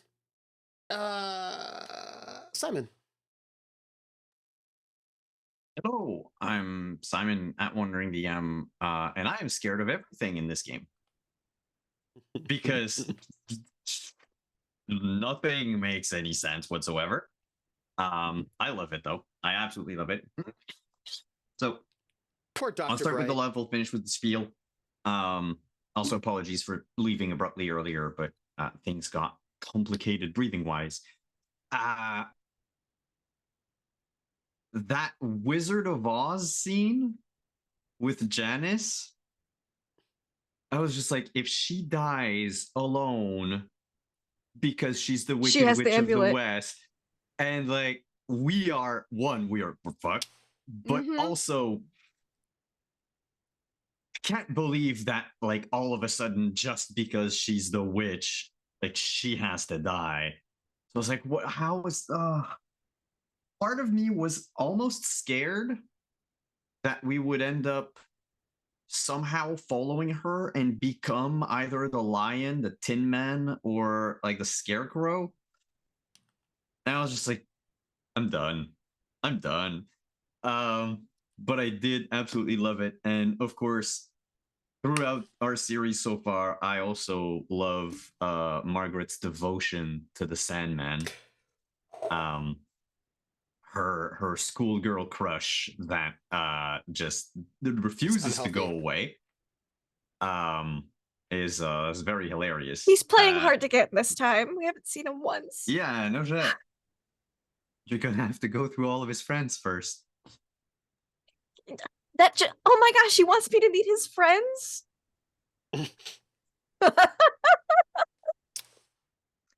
Anyway, I'm also thinking that perhaps the black sand that we got from the Sandman in the first episode isn't anything special. It's just he happened to have sand from this desert in his shoes. And like Margaret just like mythicized normal sand. I don't know. But it's super fun, and So they're rolling around in the sand. I love how Trooper, you have this gift of making sure that every time we think, or at least I think that something is safe, normal, is gonna go well. Like I see you seething. Like I see you going like, and that's always a pleasure. So aside from that, you can find me tomorrow afternoon on Wandering DM at 1 p.m. Eastern. We're playing Scion. Monday night, second episode of season 5 of Vampire the Masquerade Montreal by Night. We are well, I say we, they are now all underground. The group is separated, of course, and well, we'll see what happens. And then I guess next Friday is here for some more Sandman. In the meantime, am I allowed to post a link in chat? Please do. I hope you can. You're one of my regulars, I think. So it was announced earlier this week, but our next Kickstarter is beginning next month. It is the definitive edition, basically a reprint of Vampire Chapters, but also the digital version, which means that you get everything from the game except the booklet. Everything is on an app that is easily accessible, that you also can have like on a tablet, on a PC, on a phone. But that also means that the game is way less expensive that way. So for those of you who might have been intimidated by the price tag in the first place, there's this. And we're adding 3 more clans to the game, bringing all of the clans. So Tsimichi, Salubri, and Ravnos are going to be playable, including a new epilogue that we are currently writing. Oh, check it out and click notify me. I've done enough chilling. That leaves last but not least, with only the love, Lindy. That's me, Laugh Love Lindy, and I love the Sandman. And this game. Oh my goodness. My love for tonight. I felt so bad for how beat up poor Janice got again. Like, if there's someone who's near death Twice now. in the first episode, it's Janice. She almost died on the train. She almost died here. But you know, we made it. Those children didn't touch us at all, which I feel like would have been very bad. So yeah, we may have it rolled would have really been. badly at times, but we've rolled really well when it really, really, really, really mattered. So that was good for us. Oh gosh, yeah. I absolutely loved Janice playing like, oh yeah, sisters. It's been so long. Yeah, it's a long. Oh, this soup's my favorite. You know me. By the way, can I have a lighter? Like, so clever. Loved it. And Dr. Bright I'm sorry. I thought it's Grimm now. Bill Grimm. Which sounds like Pilgrim, and it tickles me a whole lot. Yes. I go back to Bright yes. now that I can do magic and like. Yeah. All right, Bill Bright. Just casting light and being like, the fuck is this? And trying to rein in Margaret, who's gotten a little bit freer since the last session, or the last look, we survived that first round. Shit's weird. Like, Margaret was the last one to admit shit was weird in the last one. Yeah. So now she's like, fuck it, Yep. Shit's weird, let's go. And Bright's like, maybe not though. And I love the shift there. And you know, the Sandman will notice me, senpai, as I litter this sand with hearts and, you know, cryptic messages. Maybe make some sand angels and stuff. But how I plan to deal with the army of the blind, I think we should take out these motorcycle crew guys and then take their jackets and impersonate them, and then we lead the army of the blind because they can't see us. So if we impersonate appropriately, or if they're just used to following the sounds of the motorcycle, we should have to say that around if they're going by hearing. You know, Really that's my need one motorcycle. Really, we do. I mean, yeah, one working motorcycle. So that's my plan, is to impersonate these 4 motorcycle peoples and lead the army of the blind to the Prophet of Darkness and profess my love. That's me. You can find me online at Laugh Love Lindy. Twitch, Twitter, YouTube, etc. I play and GM lots of tabletop RPGs. We had this past week our first session of Ghosts of Saltmarsh, which was very fun. We put the fun in funeral, and started at a funeral, and now they're at a spooky haunted house that they're about to investigate. They're at the front door. That'll be a bi-weekly campaign, so it'll alternate our Monday night campaign, which is every other week. Our Mondays in Exandria, Call of the Netherdeep. We're in an underwater city there. It's spooky. We're gonna wrap up soon. And on Wednesdays, we only have, I believe, 3 more sessions of Call of Cthulhu Below the Land of Fire. They've gotten a lot of very clever plans, and now to see if they can execute them, because it is time. They have 2 days till the device activates, and when that happens, they're all dead, and it's too late. So they've got to destroy the device, hopefully permanently, and maybe ruin the city. I don't know. They're gonna something extinct or blow up a volcano, something C4 and diesel, something. Let's learn some spells and steal a submarine. Check that out. It's gonna be a blast. Literally. And they're here next week for more Sandman. That's me. And I'm Trooper SJP. I have been the GM. I no longer have my motorcycle because I moved from California, where I could ride all the time, to a place where it snows, has terrible roads, and I do not have a covered garage, so I had to get rid of my motorcycle. That was very sad. It was a Vulcan V-twin. It was lovely. But, because I do like a good cruiser. Maybe one day I'll get to a place where I can have a motorcycle again. But I get to have 4 of them with the writer who feels, the writer who tastes, the writer who hears, and the writer who feel, taste, smell, and hear.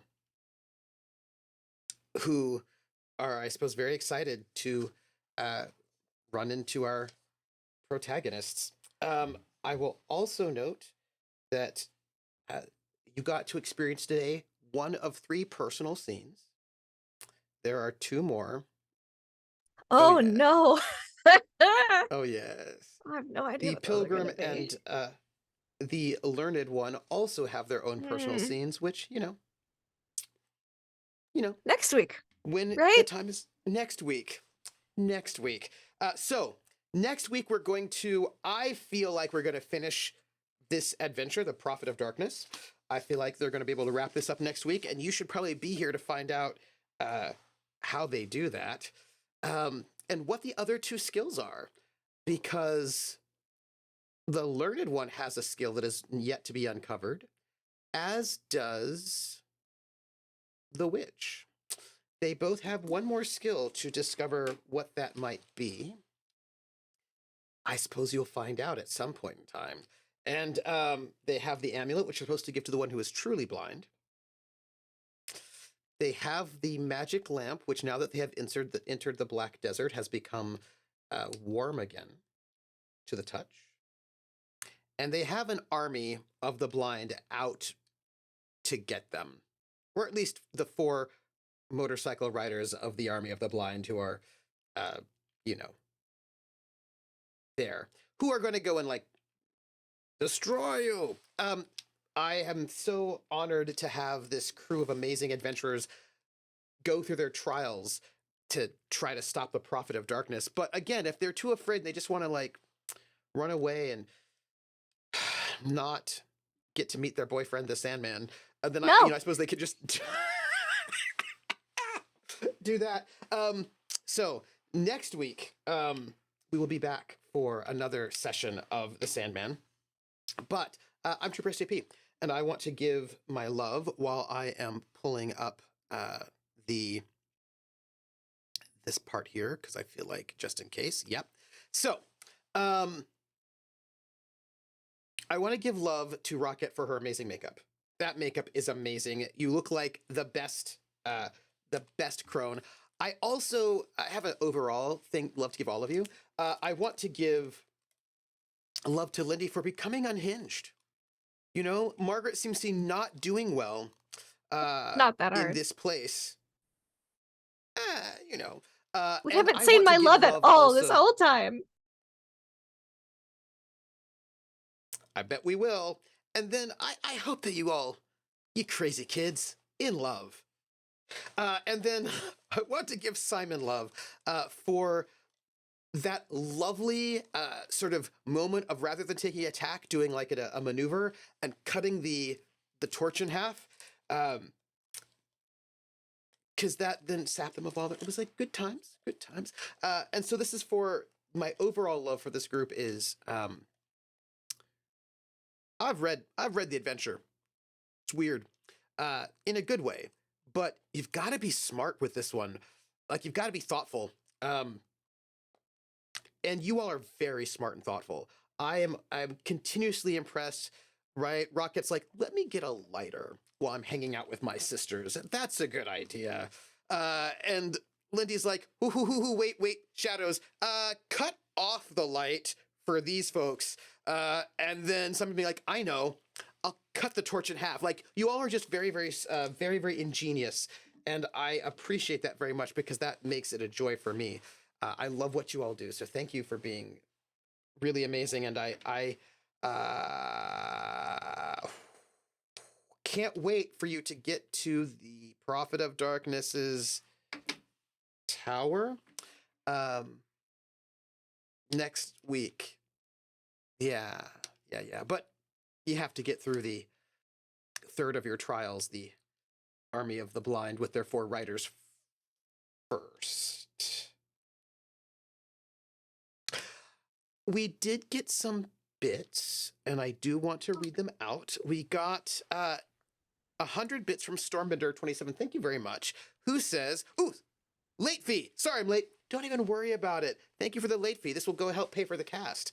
And then we got 100 bits from Roller, who says, ooh, not King Leoric. No. Yeah, we've got a, yeah. Look, I'm going to tell you this. I can't wait for next Friday because I want to see what they're going to do with this. I appreciate, yeah. I will say it is true. Everybody here has some magic. Is mine the magic of love?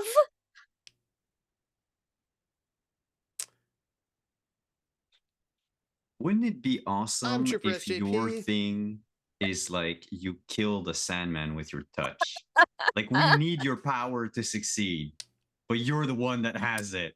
I'm like, Go full rogue Iceman. That's not the power. oh, But I Oh, will good. say it's tricky. It's tricky to rock around all night, all time. It's tricky. So you can find me. I'm TroopersJP. Today is Friday. You can find me next Monday over at Wandering DM's channel, Simon's channel for Montreal by Night.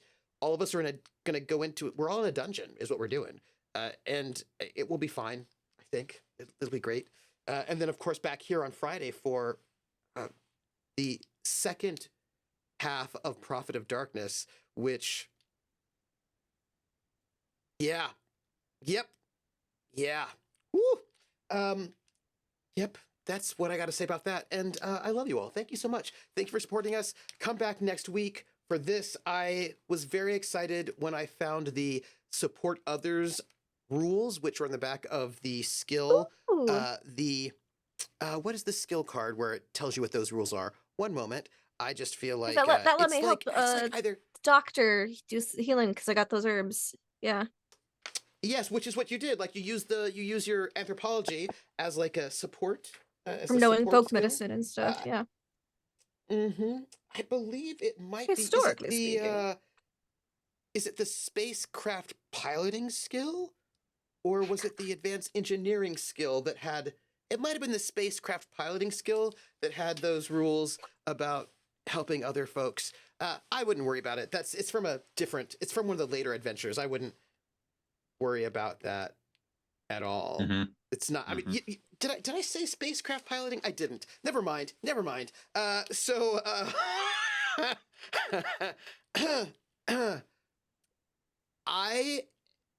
we are going to have next week, which I'm pretty sure we're going to finish the Prophet of Darkness. Then we'll have a week off because I'm going to be at a conference, and then the week after that we have another session of Sandman. Maybe we'll get to the third adventure, at least be able to start it. We only have 4. My friends. That's all I got to say. Thank you. We're gonna go. Thank you so much. Before we do, I suppose, because I did all my stuff, right? Do we have any people that we can raid? Let's see.